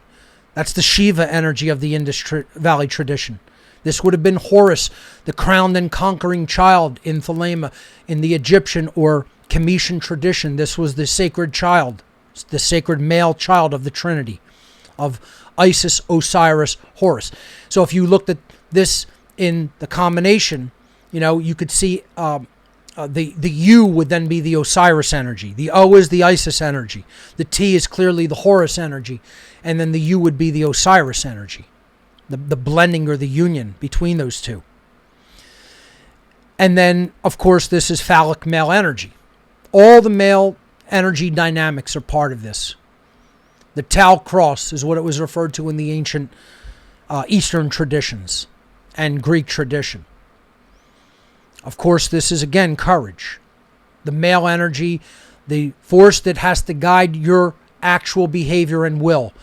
That you have to conquer your laziness. You have to conquer your apathy. You have to conquer your fear. Not to the extent where you obliterate it. It's still there, but you're acting in spite of it. In spite of it being present, you are still doing the right thing. That's what real courage is. And when you do that, when you put all these dynamics together, then you finally have out. When you have out, then you are able to get out. When you have all of these dynamics working in non-contradiction, right? Look at what we've put here just on one slide. If you understand all of those dynamics, that's all part of us, each as individuals, each and every one of us. However, how many of us are in total contradiction? We're not in unity consciousness when it comes to this. And this is what Thelema is all about. One of my, probably the very next slide is going to totally emphasize that. If we're not in that oneness, the true law of one, unity within the self. See, yes, keep in mind the law of one is about unity of all of us, ultimately coming together and being on the same page as a family of humanity. Is that the law of one? Yes, absolutely it is. But you know what the real law of one is first and foremost before that? Before you get to that level, you have to be unified within the self. And that is what we're talking about here on this slide. Be unified internally first. Most people are not. Most people will lie to themselves about them being unified internally, but they unfortunately are not. And that's the problem, folks. We're operating in internal contradiction. And that's why the mighty forces of the universe are not truly coming to our aid as a species. We're in too much internal contradiction. Let me tell you something, folks. The dark occultists are not in internal contradiction. They are very much operating on one accord. Like one body. You know the old Christian song about the union with Christ, right? The Christ energy, the Christos. One bread, one body. They sing this in the Catholic tradition. It's a big song that they sing. What does it mean? It means we're all separate, right? But we're coming together over this thing, and then we're going to operate as one entity, one body, right? That's what the dark occultists have, unfortunately. They operate as if they're one mind. We, on the other hand, are all over the place. None of us are on the same page because we're not uniting over core principles and real core values like objective morality, like natural law, true principles. This is what we have to get on the same page about. When we do that, then we'll get out. We'll get out of the thrall, of the head cage, of the hypnosis, of the mind control, and we'll do the 23 skidoo and get out of the head cage. That's ultimately what we need. And, this is symbology of his time, wording of his time, the way he wanted to play his green language games with people. Crowley was a unique character. He was an enigma. And this is how he did things. Again, behind there, I don't talk about it much. I'm not going to get into every single solitary aspect of it. This is to whet the appetite of the student, folks. We could do 50 classes on Thelema. We could do 50 shows on it, okay? Maybe this will extend into a third show, because I have a lot more that I do want to cover. I want to read from some Thelemic texts as well. So maybe I extend this into a third show and we do a whole call-in show, because there's lots more to talk about. For example, the symbol that I chose to put behind the head cage concepts. This was Crowley's own fraternal brotherhood, his own secret society, if you will. It was called the AA, the Argentum Astrum, or Argentum Astrum in Latin. That means the silver star. So it says here, Sigillum Sanct. Let's see, give me a moment. Let me take the image. Sorry, I'm going to go back for a minute. Let me just put this on its own slide for a second so I could read it better. Yeah, Sigillum Sanctum Fraternitas AA. So that means the signal of the sacred brotherhood of the silver star. AA stood for Argentum Astrum. So Sigillum Sanctum Fraternitas Argentum Astrum. The seal or sigil of the Holy Brotherhood of the Silver Star. That is the Latin inscription going around it. Then he had the cross in the circle at the top, representing the four corners of, again, the seasons, the four archangels, etc. And then Babylon, and then you see the numbers 77, but then united with the third seven as the base or the foundation. This represented love under will. That will, without that unity of the third seven, would not be in harmony with the true will, but with the third seven it would, forming that sacred feminine egg.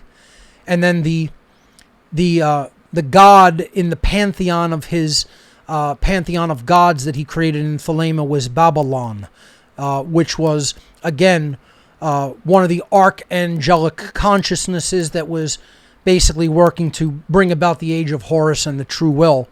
And again, it's not Babylon, it's something separate than that, energy of, the region of the world that we call Babylon, where a lot of dark occultists and dark occult traditions emerged from, because, obviously an entire other story, but emerged from that area in the Middle East where, again, my research connects non-human intelligence as having visited and gathered there and formed many cities there, and really created the religious traditions and the occult traditions, the systems of money that we have, the systems of government that we have, all created from that area of the world. And that is why many people simply refer to the entire system that we are under as the Babylon system. That is not what we are talking about here. Crowley invented a system, a pantheon of gods in his system. Babylon was one that was a positive energy, and moving people toward the the force of will and the true will. Then there were other ones that were chaotic and worked against that. He talked about Koronzon, which I didn't really plan on getting much into, but to contrast it with Babylon, Koronzon was chaos. It was the force of involution. It was not the force of centropy that works to bring us into alignment with evolutionary will, but it was the force of entropy that wants to hold us back and create chaos and hardship in our lives. The grindstone that we must work against, if you will, Koronzon. And, that's the force that we have to constantly be fighting against. So just wanted to quickly show people some of the symbolism of the Order of the Silver Star, Crowley's own magical society. And again, the septenary, the seven-pointed star. Again, sevens all over the symbolism. That's, again, my occultic, symbolic interpretation of that. Let's jump back into moving on from we were talking about getting out. And I think I covered everything I wanted to cover as part of that concept and, explain why I put that symbolism behind there, which was Crowley's sigil of the silver star. So let's move on to the concept that love is the law. Again, we sort of opened up this entire, expose of Thelemic philosophy with the concept of the true will, and that do what thou wilt shall be the whole of the law. But then people leave off the second half. Love is the law. Love is the law, right? Emphasize the is here. Love is the law. Love under will. So these are going to be the next two concepts. What does love is the law mean? And what does love under will mean? It's a little bit more complex than what most people make it out to be. But once it is understood clearly and you put it all together, then you'll understand what Crowley was actually referring to by making those statements. You can't separate them. See, when people say, do what thou wilt, you're separating it from the most important parts. Love is the law. Love under will. If you break it from that, it loses its contextual meaning. And then, yes, it can become Satanism. It can become dark occultism. You never separate those things. You never break the first part of the statement off from the second half. Love is the law. Love under will. So, again, here's some of the symbolism of Thelema. This was the title card, actually, the symbolism from the title card. Again, the all-seeing eye, representing the Creator's light and the Creator's law coming into our realm for us to receive, for us to understand, and then align our behavior to it. The sacred feminine energy of the dove, and then the sacred feminine chalice of the sacred heart and the flame, giving birth to the sacred child of right action, being born of one's thoughts and one's emotions, and then the sacred child coming from the womb of creation, the sacred chalice, the holy grail, the sacred cup, the Christos' cup, the sacred heart, right? And then that drives the energy of the will. Okay? So this is the progression. Truth, love, freedom. It's right there. It's right there in the symbolism. Truth is that essence of the Creator. The higher level will, making its law known. But it's for us to listen with a mind that is prepared to receive that truth. And we have to make way for that with the feminine energy. That's the dove, the Holy Spirit. So it's like God the Father is at the top, the Holy Spirit, the dove in the middle, and then God the Son. But again, these even Christian correlations and concepts are allegorical. It's thought, emotion, action, right? It's at the bottom, body, mind at the top, spirit in the middle, the unifier, okay? It's father, mother, child, sacred feminine masculine child because it's representative of right action. Okay, the mother is the dove, the sacred feminine spirit, the bringer of peace, because it's the heart. And then that energy is then infused and gives birth to right action. Action born of the heart-based intelligence and the flame of right action, the will, always represented by fire, flame, etc. Coming from the womb, the chalice, the sacred feminine womb, the Holy Grail. This is the Trinity. Crowley knew all this symbolism. Thelemites know this symbolism if they study it. It's nothing new. Same symbolism we've been talking about since day one. It's consciousness, thought, emotion, action, unified as one in the sacred feminine womb. All within the womb. That external womb shape, that's Nuit itself. That's Nut, right? That is the cosmic egg. Once again, we talked about that over and over already. The archetypal symbolism of creation. The womb, the egg of creation. All within that universal force of potentiality. So just as my wording here on the slide, just as natural law itself is ultimately an expression of creation's love. This is all about love being the law of creation, right? Again, natural law is not a set of constraints to create slavery. This is how the dark occultists see it. It is not that. It is an expression of creation's love for everything within creation, because it is a dynamic that operates such that it puts us on our maximum and most efficient path for evolutionary progress within creation. And there could be no better expression of love than that. Of course, that's what the universe wants for us. That's what the Creator itself wants for us. That this intelligent organizing force wants that maximum path of evolutionary learning, development, and growth for its creation. So just as natural law itself is that force, it is that expression of creation's love, the alignment of one's own personal will to creation's will, to align with and serve natural law. And I have to fix that. Give me a moment. Let's see. The alignment of one's personal will to creation's will is to align with and serve natural law. To align with and serve natural law is an act of love born out of higher consciousness. I apologize for the errors. I clearly should have taken more time to proofread some of these slides.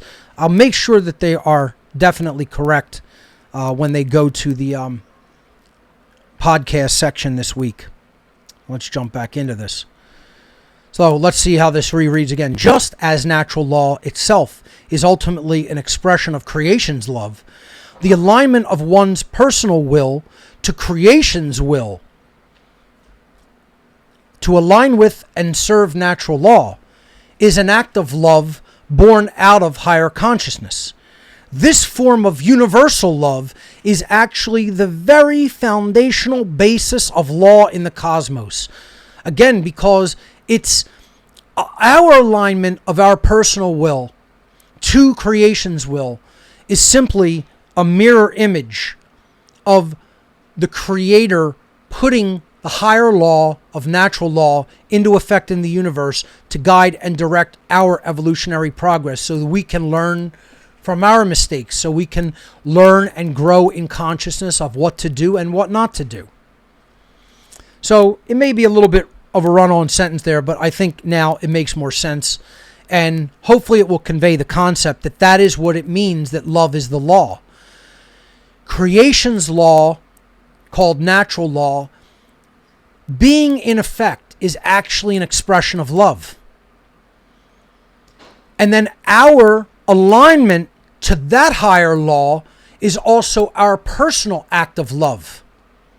To put our will into alignment with natural will, to align with natural law and serve natural law, and then ultimately teach it to others so that we can hand this understanding down to future generations of people. That's an act of universal love. That is agape itself. Is not natural law agape itself? Is that not the Creator's ultimate expression of love for the creation? And it is. This is what it means that love is the law. This symbol in Thelema represents agape, love, true love, as we talked about last week.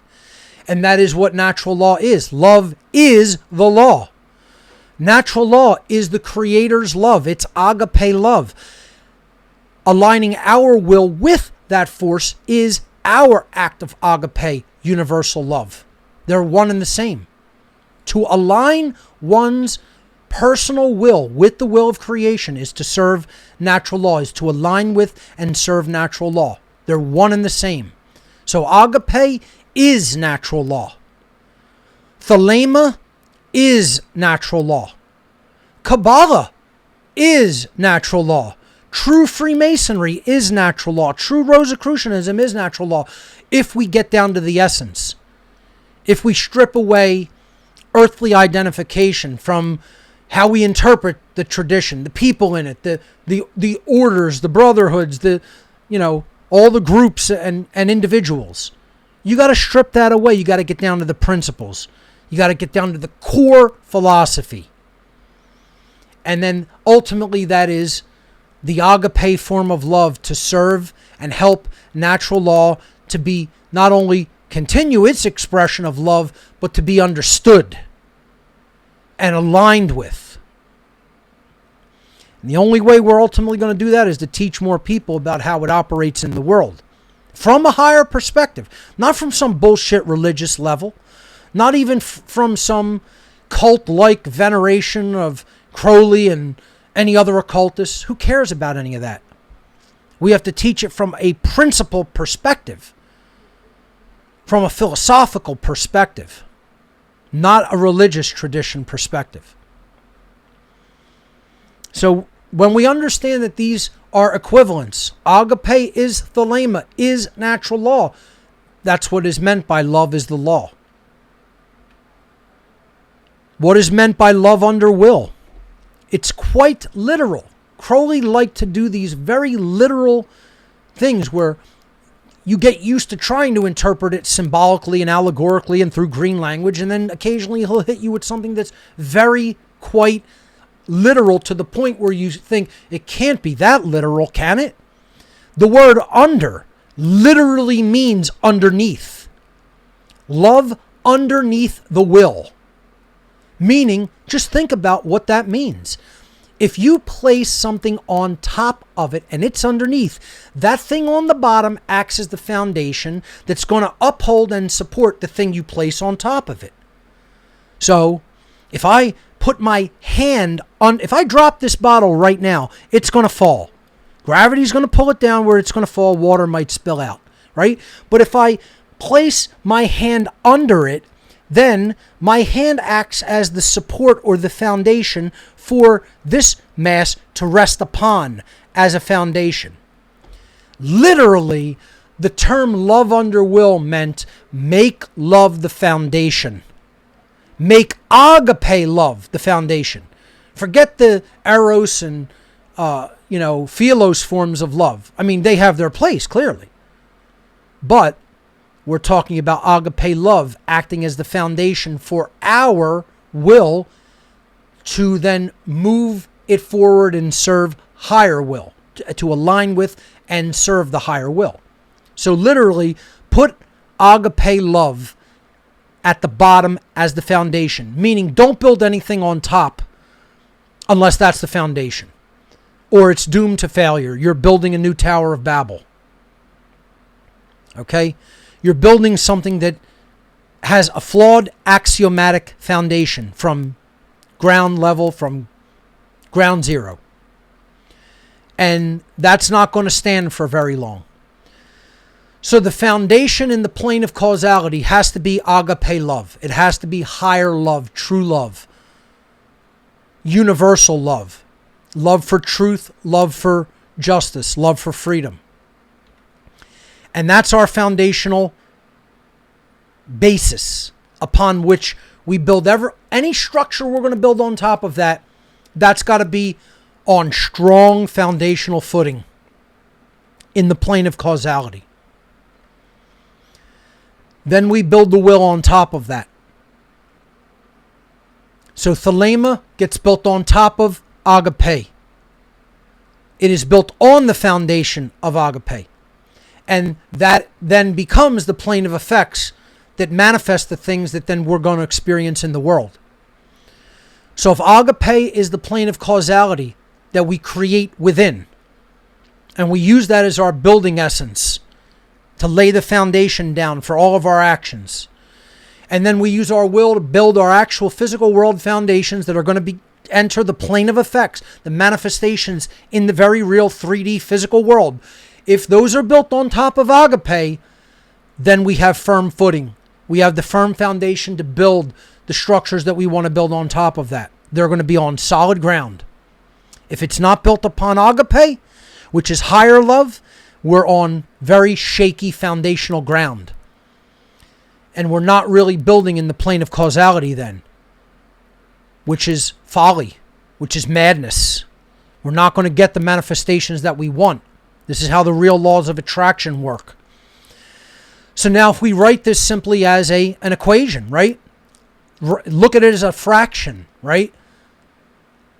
Agape, the foundation, under the will. And we have that dividing line.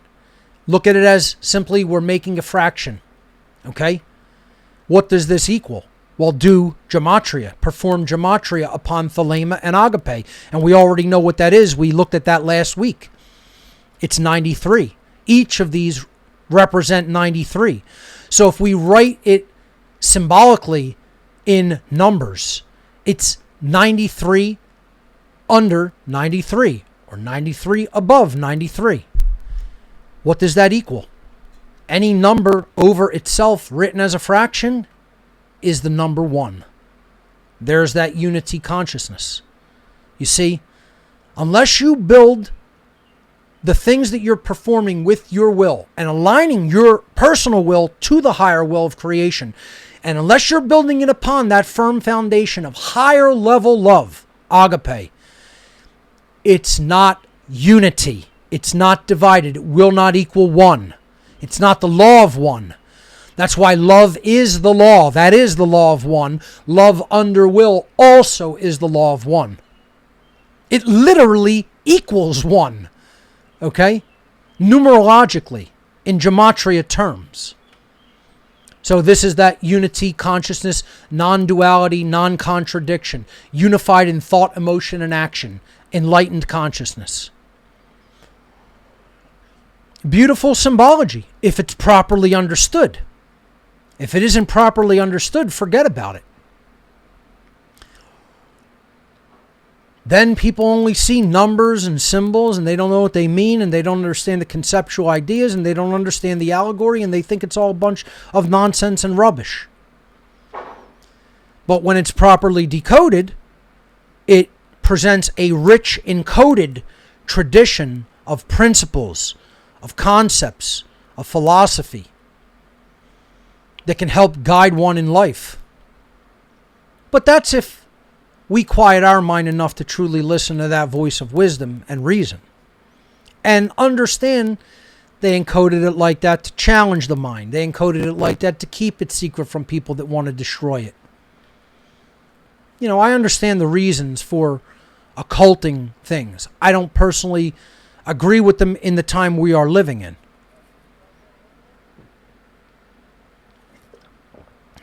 So let's move on. Let's take a look at one of the seminal pieces of writing in Thelema, what Crowley and other Thelemites called in the occult tradition the Manifesto of Thelema. This was the Thelemic Manifesto, you could call Liber Az. And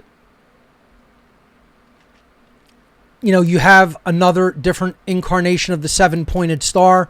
You have the crescent moons creating, you know, a trinity that is upholding the sun. The symbol of the sun, which obviously is a symbol of, again, the Trinity. The star could represent Osiris, the moons could represent Isis, and then the sun represents Horus, the conquering child in Thelema.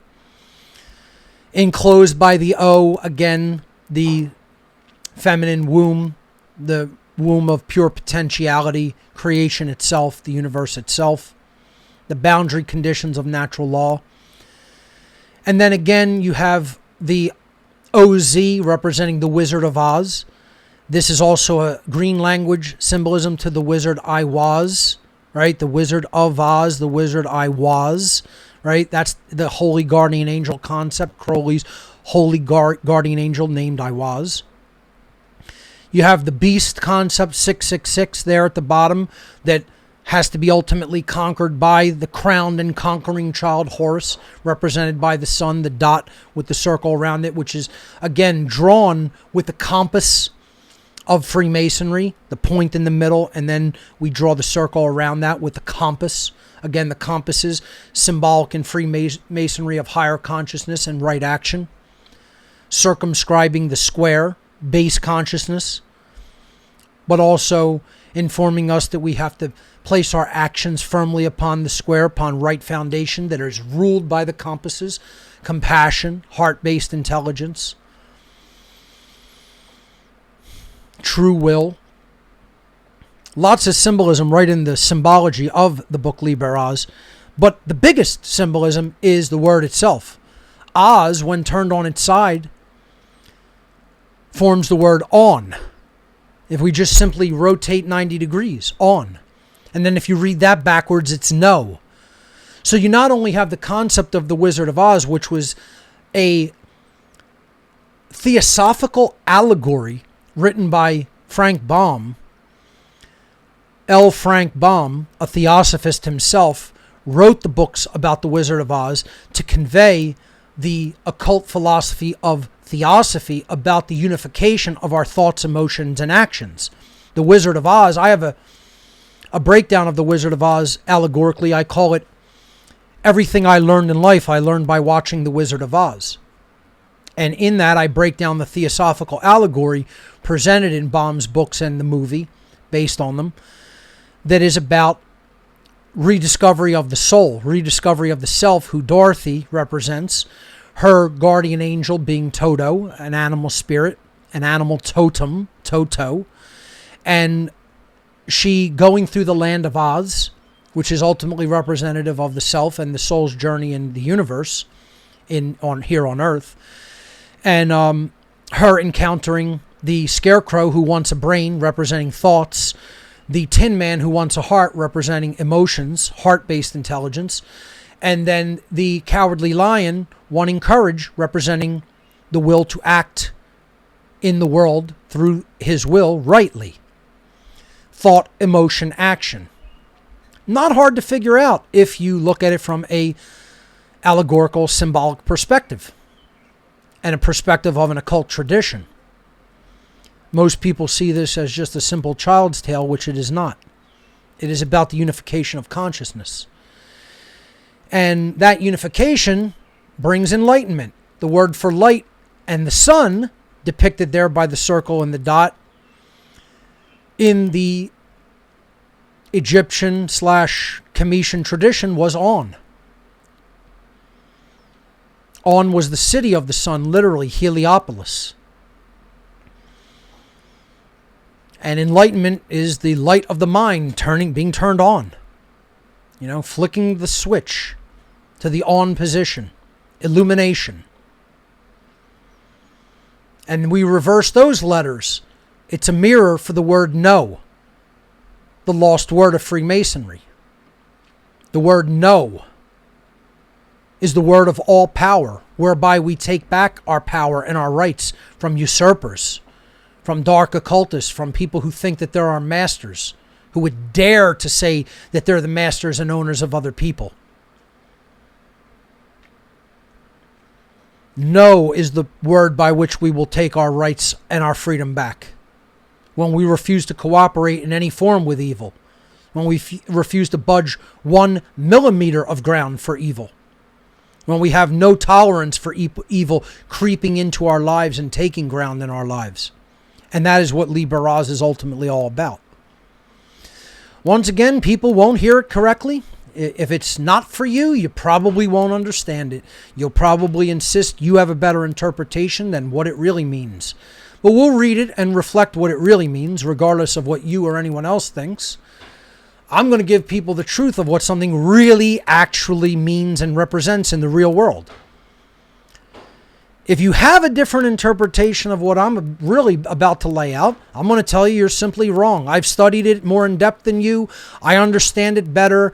I have the correct interpretation, and I have the interpretation by which it was actually meant to be distributed and given out into the world from the Thelemic philosophy point of view as the manifesto of Thelema. I don't really give a shit whether you believe that or not. You could accept that or not accept it. It's still true. So I'm going to come right at people like that with a hard-ass, in-your-face, confrontative mode. Because there are certain things that are just objectively true. And people want to refute them and want to try to say that they're not, and they're just wrong. And it's because they're just dumb. And they haven't looked at it deeply enough. And they haven't studied it obsessively enough to understand the real meaning. So let's clear it up once and for all. Let's put it out there once and for all the fucking dunces out there. This is what Liber Oz really means. This is what it really is about. Pay attention and you'll learn something. Empty the mind. Get all the chatter out about the mind, about what you've been told and about what you think you know. You've probably been told from people who don't know shit and who think they know. And they're as dumb as dog shit about what they think they know. As opposed to people who are real students and borderline obsessive students about it, that delve into it so deeply till they get to the point where they definitively know. This is what it means to drink deeply from the Pierian spring of knowledge. Not to sip from it. To be filled with that essence of knowledge through obsessive, borderline hard work and taking in eclectic varieties of information and applying the trivium process to it. So let's read the Thelemic Manifesto and break it down philosophically. He starts with quotes and ends with quotes from the Book of the Law, Liber Alvel Legis, which is the expanded Thelemic philosophy, the book which defined Thelema, you could say. Very allegorical, very numerological, very symbolic. He lays out pretty much natural law in that.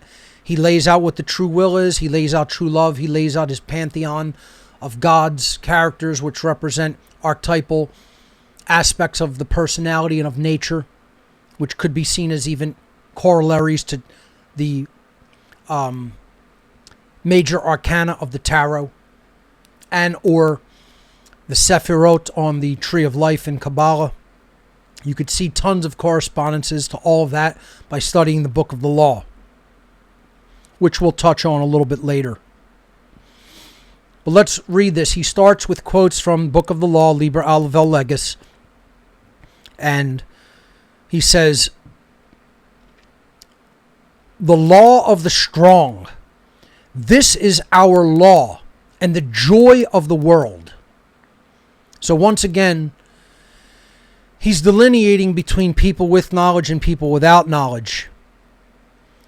The law of the strong literally means the strong are those who have truly understood how natural law operates. The weak are going to be people that insist it doesn't exist and or are ignorant of its operation, and so their life is going to be chaotic. They're going to be constantly encountering the Coron zone energy. They're not going to get in touch with the Holy Guardian Angel. They're not going to get in touch with the true will. And every action is going to be a war. Every action is going to be something that gets in their way and acts as a hindrance and holds them back and constrains them and doesn't open their potential. And that's why certain people, when they work with this information, they become stronger spiritually. Life opens up. Potentiality opens up. Manifestation starts to flow. They step into the slipstream of creation, and by doing the true will. By living the selfish will, you're assisting the dark force, the entropic force, the force of involution that holds us back. And he's saying, knowing this is the joy of the world. Really, truly receiving natural law is the good news. It should be reason to actually be happy, to celebrate, to be in a state of gratitude. I'm not in gratitude about the situation around me, right? That's horror. Situation of the real world and the events going on in the world is horror. It's a horrible place. It's in a horrible condition. But the joy of the world and the gratitude that one can feel internally is that I personally, as an individuated monad, an individuated aspect of consciousness, am not in that level of ignorance. The good news is that I understand how it really operates. I understand the real working. And I can align my behavior to it and prosper. I can align my behavior to it and evolve and grow. And not be like the weak. Not be like the people who are remaining in abject, willful ignorance. And the only people they're hurting is themselves. But they are hurting others, actually. It's not really the only people they're hurting. You could say that as a phrase like, you're just creating suffering for yourself. But the real answer is they're creating suffering not only for themselves, but for other people around them. Because unfortunately, we are connected together as the law of one dictates. See, if everybody could just go to their own place and be as ignorant as they want, live as enslaved as you want, great. Go ahead and do it. Unfortunately, that's not the issue. That's why I have a moral problem with it, is you're connected to me. You're connected with other people who do want freedom, who do want justice. And that ignorance is a source of harm. It's a source of creating negative manifested expressions in the world for others, not just for yourself, because we are all connected. But the good news is we are the ones doing that.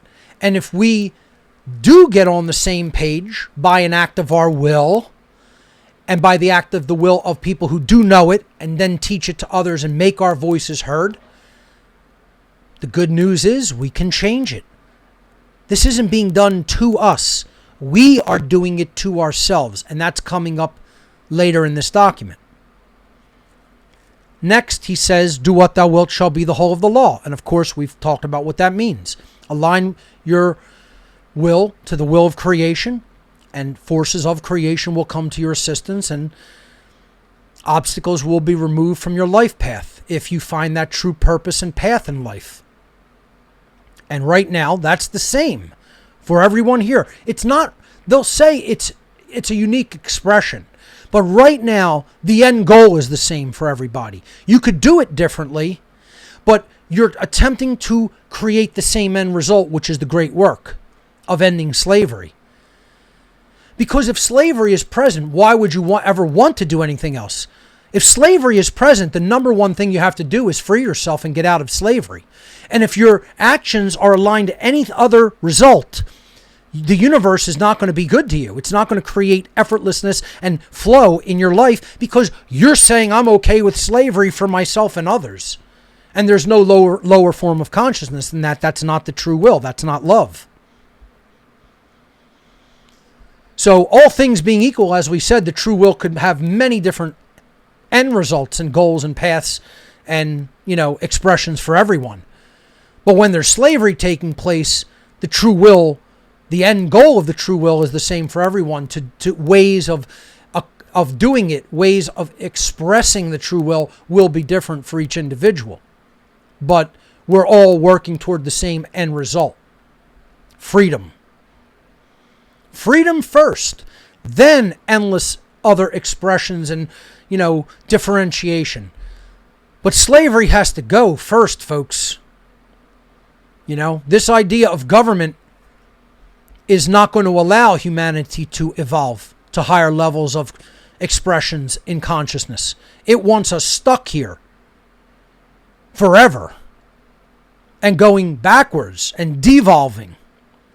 You know, and they're waging mental war, psi war. They're waging bio war, biophysical war, and they're waging spiritual war. 3 types of war going on. Oh, and if they have to, they'll wage physical war. So you could say 4. There's spiritual war ultimately. Then there's psi war, war in the mind. You know? You could say there's emotional manipulation. There's, emotive war.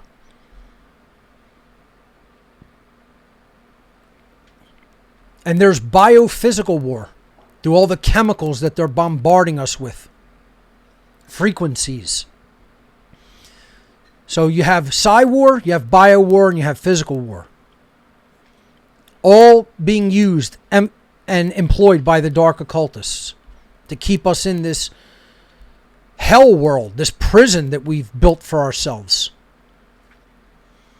So we talked about do what thou wilt, aligning our own will to the will of creation, doing the true will to then actually accomplish the great work of ending human slavery here on earth. The next line from the book of the law is, thou hast no right but to do thy will. Do that and no other shall say nay. So once again, this is the idea that to do the will is a bond. It's the strictest possible bond as it's been described. This is the first and utmost, utter, ultimate right. Crowley says, thou has no other right but to do the will of creation. When you start to try to do all your other frivolous wants and desires and base desires and just fulfill those base, earthly, worldly needs at the expense of doing the true will, all obstacles arise. He says, do the true will and no other shall say nay. You won't have resistance in your life if your behavior is actually aligned to the true will. And then the last quote before he enters the document proper is from the book of the law once again. Every man and every woman is a star. And so this is representative of sovereignty. The star, especially the 5-pointed star, again, the upright pentacle or pentagram, has always been seen as the symbol of a man or woman, with the head and the 4 extremities, the arms and the legs representing earth, air, water, and fire, the physical elements, and then the head representing spirit, the consciousness, the mind, the 5th element, and then the hub in the center, directly connected to the heart energy. And this is what it means that, the 55-pointed stars on the American flag represents the sovereignty of the 50 states. And ultimately it should represent the sovereignty of the people.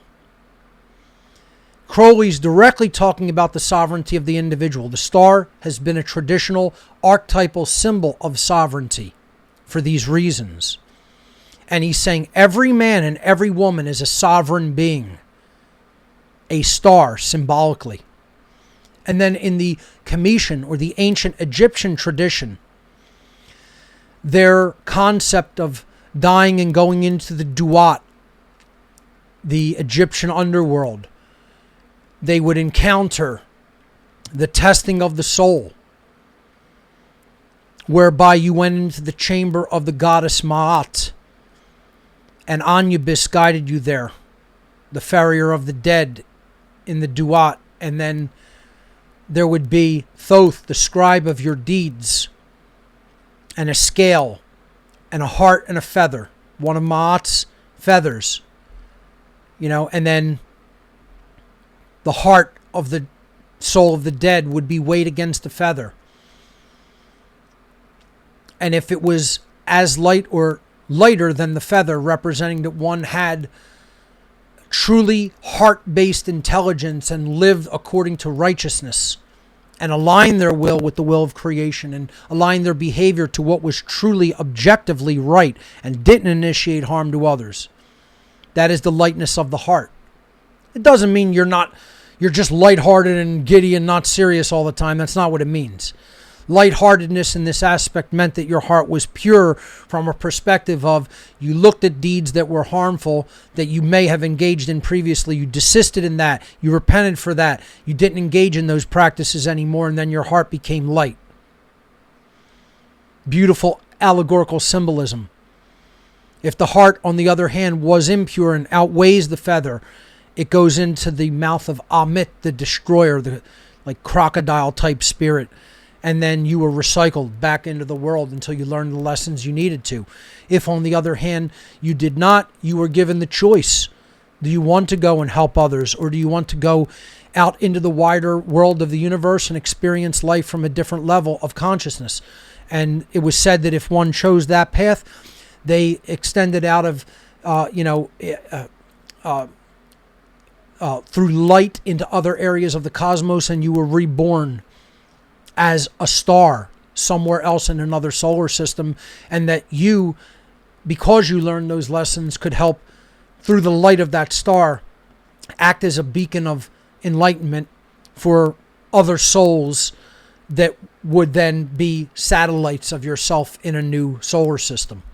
So it's a beautiful allegorical tradition and story from the ancient Egyptian, again, the Cometian tradition.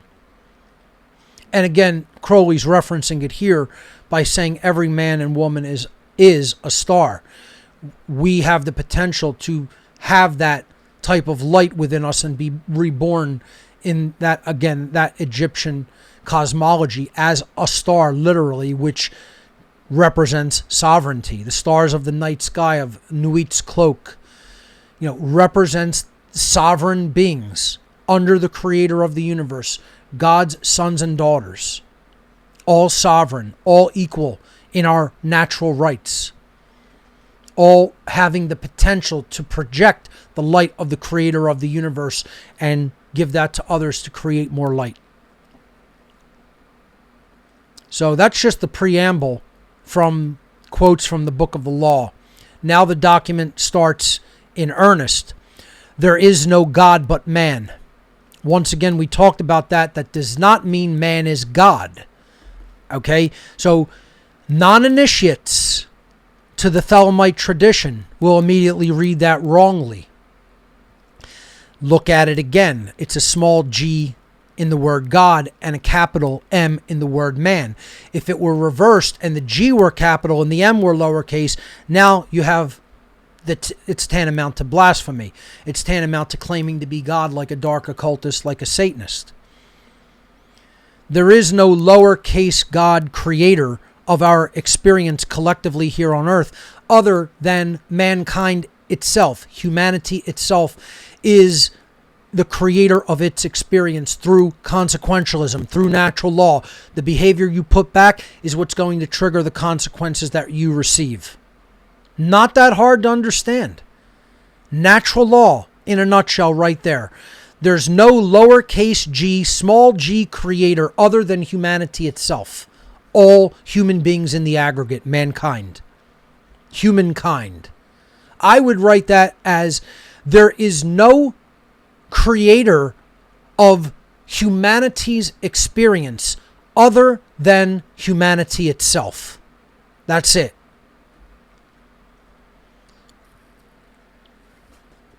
And people will argue this till the end of the universe itself, until the stars die out of existence. People will say, no, I have the better interpretation and you're wrong, Mark. You don't know what you're talking about, and I do.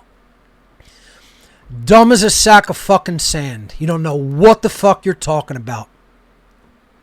Period. I have the correct interpretation. I'm reading it correctly. You are not reading it correctly. You are ill-read when it comes to the tradition of Thelema. You are acting in haste judgment and speaking something that you don't understand. Not me. I understand it and I have it correct. You are the one who has it wrong. And again, believe whatever the fuck you want. You're still incorrect and I'm still telling the truth. Let's get that fucking totally clear. All right? So now the document begins in paragraph form, truly in earnest. That's the qualifier at the top. That this is how natural law works. We either understand how it works or we create unconsciously. But nobody else is doing it truly to us from the outside. We're creating it ourselves. We're inflicting the self-inflicted suffering by not saying no to evil. We're inflicting the self-inflicted suffering of the human condition by not learning objective morality and aligning our behavior to it. Let's get that clear. It's not something that is external. You could talk about the Illuminati, you could talk about the dark occult, you could talk about aliens all day, every day, and ultimately they're not really the ones in control. The creator of the universe is ultimately in control, and that force is going to grant us the power we require to free ourselves when we get on the same fucking page and understand objective morality and natural law, align our behavior to it through an act of our true will and true love. Period. The end. For all time. And that's contained in that one sentence. There's no God but man. Understand what it means, and then you could correctly, truly interpret it. Instead of acting in hasty, quick judgment, you thinking you know, and you don't know shit. You know what somebody else told you when they were equally just as fucking dumb and ill-read. That's the problem with the whole Thelemic tradition. And I'm going to try not to get too ultra-confrontative, but it really does piss me off to no end when people talk out their ass and they have no direct knowledge of the thing. They've never studied it. They've never read it in depth. And let me tell you something. You can't just read this and think you understand Thelema, first of all. I'm presenting you again this whole series on this occult tradition is to simply whet your appetite to really read into it on your own. Obviously, if we really did that, it would be 50 to 100 shows or more. You know, the whole What on Earth is Happening podcast series is not just going to be on Thelema, nor is it just going to be on Freemasonry or just on Rosicrucianism. We've touched on these topics, but you have to do the reading yourself. I could point you to the books, but you got to read them and understand them. You have to read other interpretations. You have to read biographies and autobiographies and the actual philosophy from those who formulated it. And I don't mean just a piece of it. You know, this is the concrescence of it in one document. That's not going to get you there. You got to read all of the details and minutia of it and go over it multiple times to understand it.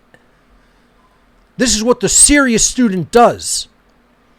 They don't read one thing and think they understand it. They read all of it and then go over it multiple times till they gain a deep understanding of it.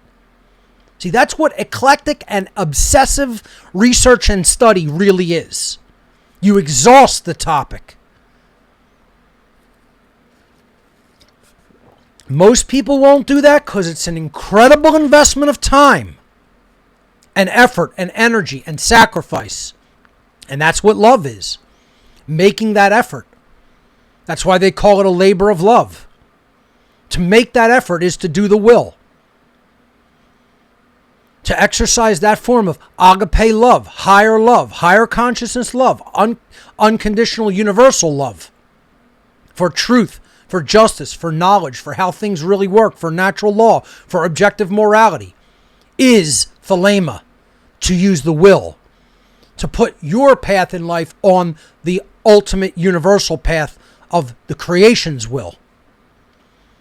Very, very, very few people aligning with that path. Very few people understand Thelema from that perspective. Even people calling themselves Thelemites don't understand it. Because you know what they are? They're fucking Crowleyites. Their paying reverence and homage to the man instead of to the philosophy, instead of to the principles that are conveyed. And that doesn't make one a Thelemite. That makes one a jackass. All right? Let's get that clear. To all the so-called, to the fake-ass Thelemites out there. Because, again, there's fake-ass anarchists, there's fake-ass Freemasons, there's fake-ass Rosicrucians, there's fake-ass Christians, there's fake-ass Muslims, there's fake-ass Jews, there's fake-ass Thelemites that don't know a goddamn thing about Thelema. They want to impress somebody by getting all involved in the trappings of it and the rituals and going to the lodge system. And so, oh, I'm so into Crowley. Who gives a fuck? Do you know what Thelema really is? Could you explain the tradition the way I did in in less than 2 episodes? Probably not. Which means you really don't know shit. And you haven't really gotten it from a deep perspective.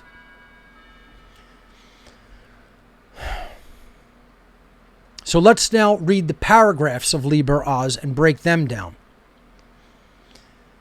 Paragraph 1. Man has the right, capital R, to live by his own law, capital L. Now that doesn't mean do whatever you want. That means you have the right to live according to natural law, capital L. Your natural right is the law, is natural law, capital L. So you have the right to live within the boundary conditions of natural law, and no one has the right to truly stop you from living within those boundary conditions. And this is what is done criminally all the time by human beings, because most human beings are thieves. And other people then support the thieves from thieving people's natural rights and freedom and their free will and coercing them and putting them under duress and ultimately doing physical violence to them, initiating harm. So man has the right, capital R, natural rights, to live according to natural law, objective morality, to live in the way that he wills to do, capital W, will, meaning not doing whatever you want, but to align your way of life to creation's will for the beings, the sovereign beings within creation, meaning to respect other sovereignty, to respect their free will, to respect their rights, to respect their rights to live under natural law, free from aggression and the initiation of harm, willfully by other people. So he's outlining the equality of everyone under natural law in these first 2 sentences, and saying that we have no other rights except those that are prescribed by natural law, which means don't do the things that are transgression against natural law: murder, assault, rape, theft, trespass, coercion, and deception. The true 7 deadly sins. Stay out of the areas of those forms of theft, and you will be acting within your rights, and that is what it is your right to do under natural law. Not that hard to understand, actually. You know, people giving it incorrect interpretations because they don't know enough is the problem. That's why Thelema gets obfuscated, and that's what the dark occultists want, because this is the last thing they want anybody understanding, because that's the end of their power. That's the end of their thrall. That's the end of their mind control, their dark occult influence over the minds of human beings, if people truly wake up to the power of a philosophical tradition like this. To work as he will, to play as he will, to rest as he will, to die when and how he will. All capital W's, all in alignment with the true will of creation. Not to do the selfish will in any of those things. Totally different from saying do whatever kind of work you want, even if it doesn't align with natural law. That's not what is being said in Liber Oz, right? So the first form of it, to work as he will. That doesn't mean enter any field of work that you want. That means enter a field of work that is in alignment with the will of creation, that is right livelihood. The Buddhist concept of right livelihood, which we've talked about on What on Earth is Happening in past episodes.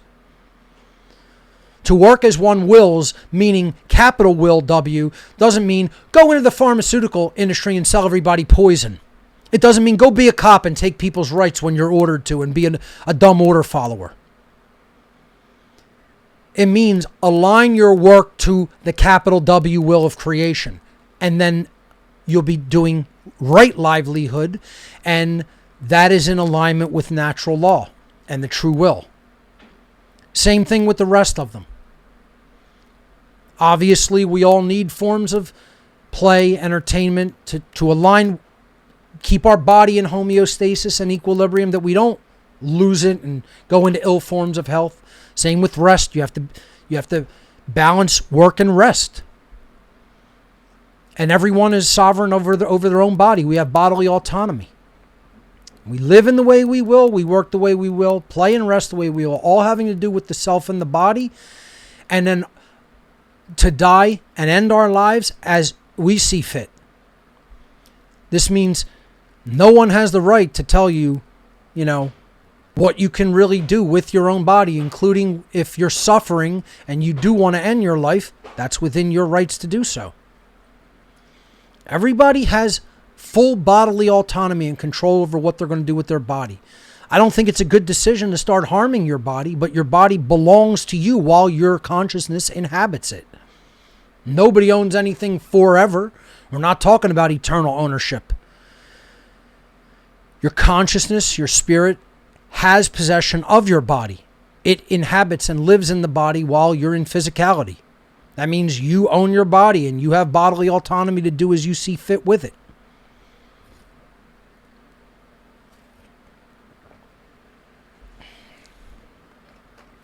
Paragraph number 2. Man has the right to eat what he will, to drink what he will, to dwell where he will, to move as he will on the face of the earth. These are the natural universal rights to use your body as you see fit, put into it what you want. Obviously, attempt to align that with the true will. Again, they're all capital W, meaning you start doing things that break down the mind, pollute the body, don't lead to understanding, and you make those habitual. Never saying don't eat a piece of chocolate cake, never saying don't have a beer, never saying, don't do things that do bring you physical pleasure. It's saying what you do most of the time. You're aligning that to your higher purpose, to your true will. That means, don't become a drug addict. You're not going to be doing the true will. Don't, become a total alcoholic where you're ruining your health and you're in and out of hospitals. You're not aligning that with true will. That's not going to be conducive to doing the true will. So learn how to nourish the body properly and take care of it. And, to move as we will on the face of the earth. Travel is a human right. The idea of constraining where people can and can't go through invisible boundaries and borders is a concept of statism. Now, I get it. Flooding countries with, immigrants that are not in that cultural, background and trying to, basically bring the internal dynamics of the country down is a tactic. It's a part of the agenda. People do that. Globalists do that. But again, all things being equal and governments not, artificially creating these types of borders and things like that, people have the right to go wherever they want. Borders of countries are imaginary lines, as long as someone is not physically hurting somebody. See, the problem is, it's for a political agenda to hurt other people. That's what all of the forced immigration that we see in the world is accomplishing and doing. They're bringing people in who don't align with the real values of the original intent of the country and its traditions, and then getting them to just vote a certain way so that there's more political power in a particular party. That's what all the artificial movement of people around the globe are, in the form of refugees, etc., and immigrants. I can't remember his name, but there was a gentleman who explained immigration and trying to solve problems by moving people around with gumballs. And he showed how much immigration happens visually with total percentage, with total ratio, using gumballs in this video. And he showed you're not helping people by doing that. You're moving a tiny amount of people. People are best served where they are. If you want to help people, help them where they already live. Help them where they are. Uplift and raise consciousness. Uplift and raise that culture. Not all cultures are the same. All human rights are the same. Not all cultures are equal. Some are fallen. Just like not all religious traditions are equal. Some are more fallen than others. Not all occult traditions are equal. Some are more fallen than others. We can't equate everything. We can't say everything is equal. It's not. Human rights are equal. That's total equality. That is sameness. Everybody has the same rights everywhere. They want to make sameness in individuality. For each individual, they want them the same. They want them in the same layer of mediocrity. They want cultures all to be the same, all governed by satanic globalists. I apologize for the noise outside. I don't have control over a truck backing up, folks. So we'll just have to deal with it and work through it. But I just want to say I believe in individual right to travel, to move as we will on the face of this planet. Paragraph number 3. Man has the right to think what he will. Autonomy in mind, of course. To speak what he will. To write what he will. To draw, paint, carve, etch, mold, build as he will. To dress as he will. This is all the individual creative aspects of the being that no one has the right to take away. And we want to set up 1,000,000 laws and restrictions. See, that's all evil ultimately is. Evil is continuous restriction upon human freedom and rights. That's evil. And if you're for that, you're serving the force of evil. You're serving the very essence of evil, the heart of evil. That is what the involutionary force, Shatan in the Hebrew tradition, the adversary, the opposer, the force of evil that wants to destroy humanity and destroy human consciousness, is always working to do, to create more and more justifications through fear to continue to constrain rights more and more and more. And that is the great deception of Satan. It's a force. It's not, I don't look at it as an entity like they do in the Christian tradition. This was Apollyon, the concept of Apollyon in the Greek tradition, not Apollo, Apollyon. This was in the Egyptian tradition. This was Apophis, right? It was called Satan in the Hebrew tradition and then in the Christian tradition. But this is Apophis, the destroyer, the adversary of humanity, the adversary of the light, the adversary of Amen-Ra in the Egyptian tradition. This is Set in the later Egyptian tradition, who conquers Horus and puts him into the underworld where they do battle, and Horus eventually has to conquer the negative influence of Set and rise back on the Horus zone, the horizon, in the morning. Again, representing the battle between light and darkness, the battle between good and evil, the battle between freedom and the restriction of freedom. That is what all the dark archetypal gods throughout history represented. To restrict freedom is to perform evil. You don't have that right. Everybody has the natural right to live according to their natural rights. And when one restricts that, that is coercion. When one restricts that, that is duress. And one physically restricts it, that is violence. Paragraph number 4. So again, this third paragraph is all about the creative rights of humankind, of humanity, of people. We can exercise the creative expressions that we want to use to bring about the great work, to bring about the true will, and in other ways. Nobody can stop us. Nobody should have the power or the right to stop us from those types of creative expressions that are explained there in paragraph 3 of Liber Oz. Paragraph 4. Man has the right to love as he will. This means if there is consensual sexuality, it is a human right. Stop trying to constrain other people's sexuality. As long as they are not harming anybody and the acts are of mutual consent with consenting adults, sexuality should be unrestrained and should be nobody's business except the people who are involved in the mutual consensual acts. This is why religion has their head up their ass when it comes to what they think sexuality should be. It's none of their business. This is ridiculous notions of things that have no bearing on morality unless rape comes into play or sexual abuse of children comes into play, because they're too young to make the informed decision to consent to a sexual act. That's why you don't involve children in sexuality.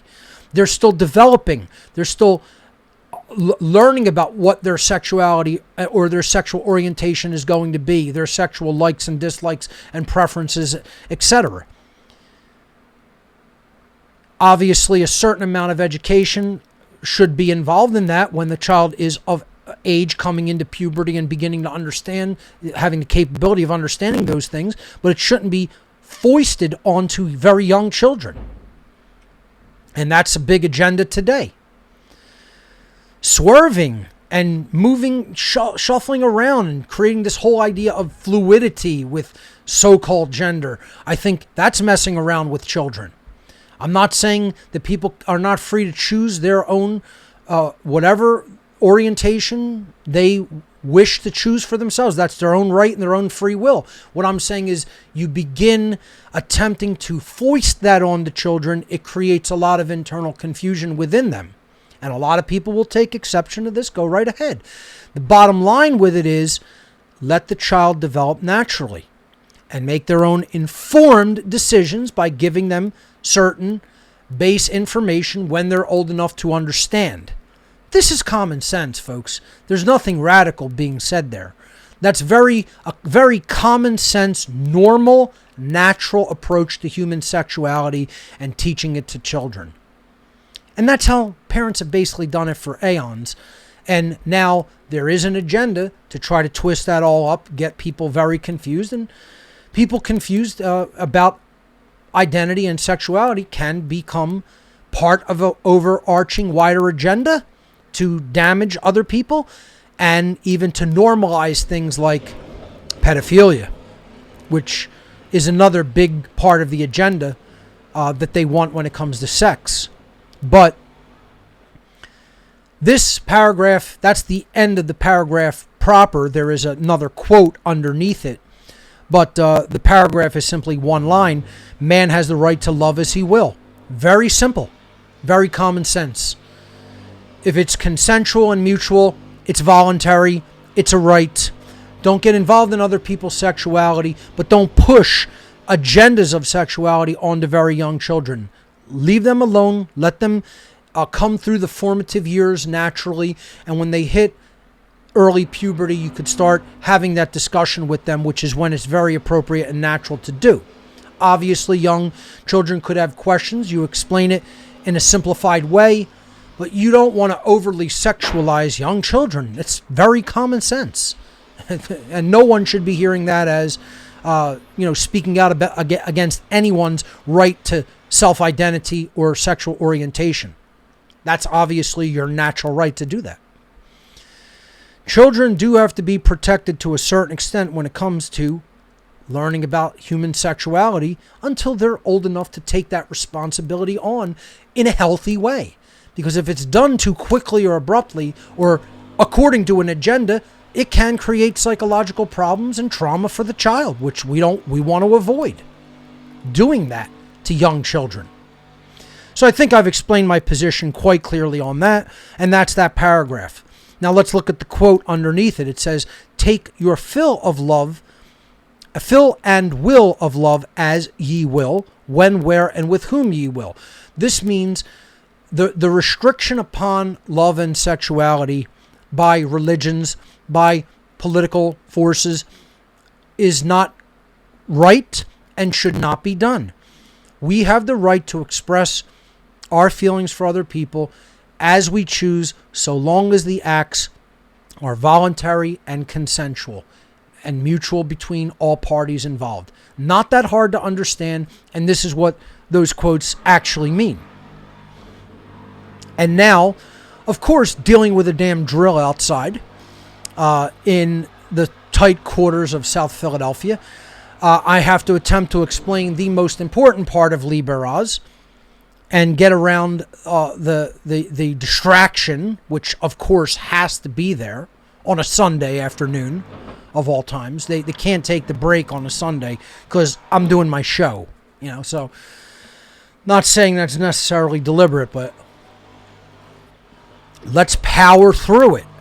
If I have to raise my voice a little, so be it. Paragraph number 5, the be-all and end-all of Liber Oz, the part that puts it all together. Man has the right to kill those who would thwart these rights. Now let's read that again and look at the simplicity of the statement, but look at the qualification of the statement. Man has the right, capital R, natural right, to kill, not murder, to kill, to end the aggression, the initiation of violent aggression. The word kill, which is what that means in that context. Those who would thwart these rights. It doesn't even say, it's such a radical statement about the right existing to kill those who would thwart these rights, that notice the statement is not, man has the right to kill those who are thwarting his rights presently. It doesn't even say that. It's more extreme than that.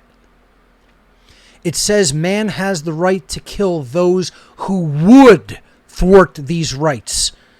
Meaning, if they even express the idea that they want to curtail other people's rights in these regards, and in really any other regard that man has the natural right to do something, to engage in a behavior, and other people say, I think that should be put down and stopped, and I would have people come with violence to do that. You've already opened up the right to be taken out of existence. You've already forfeited your own right to live. And I fully agree. I fully agree with that statement. Leave other people alone. Stop fucking with other people's rights. You don't have the right to do it, motherfucker. That's all it comes down to. And if you do it, you forfeit your own life. You forfeit your life. Instantaneously, in the snap of a fingers. And the person who you're doing that to has a right to end you. And again, I'm not saying for them to immediately do that.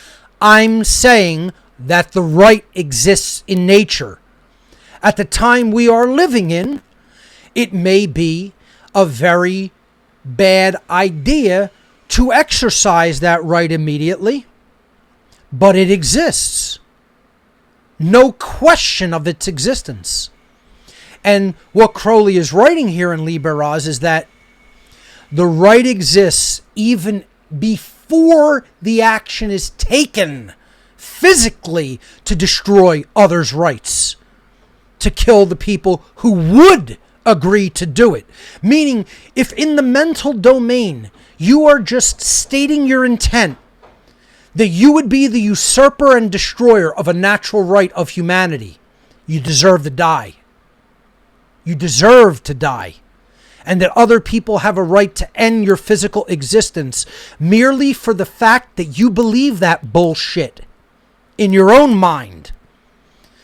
That you would not even have to take that action. But by simply expressing it, you forfeit your life. And it's null and void. until you revoke that statement and say, I no longer think that, and I was wrong forever thinking it. And I absolutely agree. And guess what? That's going to be a hard, bitter fucking pill to swallow for most jackasses out there. And go ahead. Have as difficult of a time swallowing it as you want. Say you disagree. Say, I don't know what I'm talking about. It's still true. It's still the truth. And guess what? That's the highest expression of spirituality that exists, believe it or not. This statement is all you really need to understand. And I know I'm going to alienate people. Guess what? Who gives a fuck? It's still true. Turn it off. Turn the show off. Go watch and listen to something else. Go put the fucking football game on. Who gives a fuck what you do? I'm here for the strong. I'm not here for the dross. Fuck the dross. This is the law of the strong and the joy of the world. Okay? This is the actual good news because it's the truth. It's real. It's true. It's nature's law. It's the law of nature and it's natural law. This is the law of the creator of the universe that they don't want you to understand. Your rights don't come from man. When man steals them, he's forfeit his own. That's it. Your rights don't come from mankind. They come from the creator of the universe. Once somebody tries to steal your rights, they forfeit their life. That's the bottom fucking line of all of it. That's what we're here on this earth to learn. That's the ultimate expression of truth and spirituality ever written by man. Ever penned in one sentence. It's all you need to know. You remember I don't know if anybody, I'm a pro wrestling fan. I'll inject some humor here. Some people know that. Some people would find that humorous. But I've been a wrestling fan since I was 5 years old. And I still, occasionally watch and I still generally follow it and go to matches sometimes. However, there was an old wrestler named Baron von Raschke, I guess German or Austrian. His big move was the claw, right? He'd put his hand out like that. He'd grab onto somebody's head and face, press their temples, make them tap out, make them submit from the pressure he's putting on their skull with his hand. His hand said he had like a vice grip with his hand. And he would go like this and he'd say, the claw is all the people need to know. The claw is all the people need to know. Liber Oz is all the people need to know. That's it. In the words of Baron von Raschke, Liber Oz is all the people need to know. One time I put a meme out on social media. I had an old image of Baron von Raschke doing the claw is all the people need to know thing. He'd go like that. And I put Liber Oz in it. And I wrote as the caption, Liber Oz is all the people need to know. I thought it was pretty funny. People would have to be an old wrestling fan to understand it from way back to even know von Raschke. But my point is, this is actually the be-all and end-all of spiritual expression. And if you really understand it, it does truly equate to actual spiritual enlightenment and the understanding of natural law. That's why so many people have a hard time with it, because they don't understand natural law. They don't understand the rights of man, meaning humanity, mankind. Obviously not gender men, okay? When I say man, I'm talking about capital M man, like at the top of this document. Mankind, humanity, all human beings. As soon as someone attacks the sovereignty of another soul, their life is forfeit. Until they reject that position, then they could be taken back into the human fold and treated with their rights intact. But if someone even expresses, I want to curtail the rights of other sovereign beings, as far as the universe is concerned, that's an actionable, expressed thought.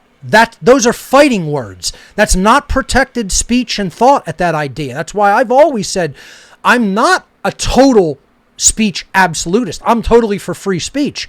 But as soon as you start saying you're going to do harm to somebody, or harm should be done to a person who acts in a certain way within their rights, that's where I say you don't have the right to do that.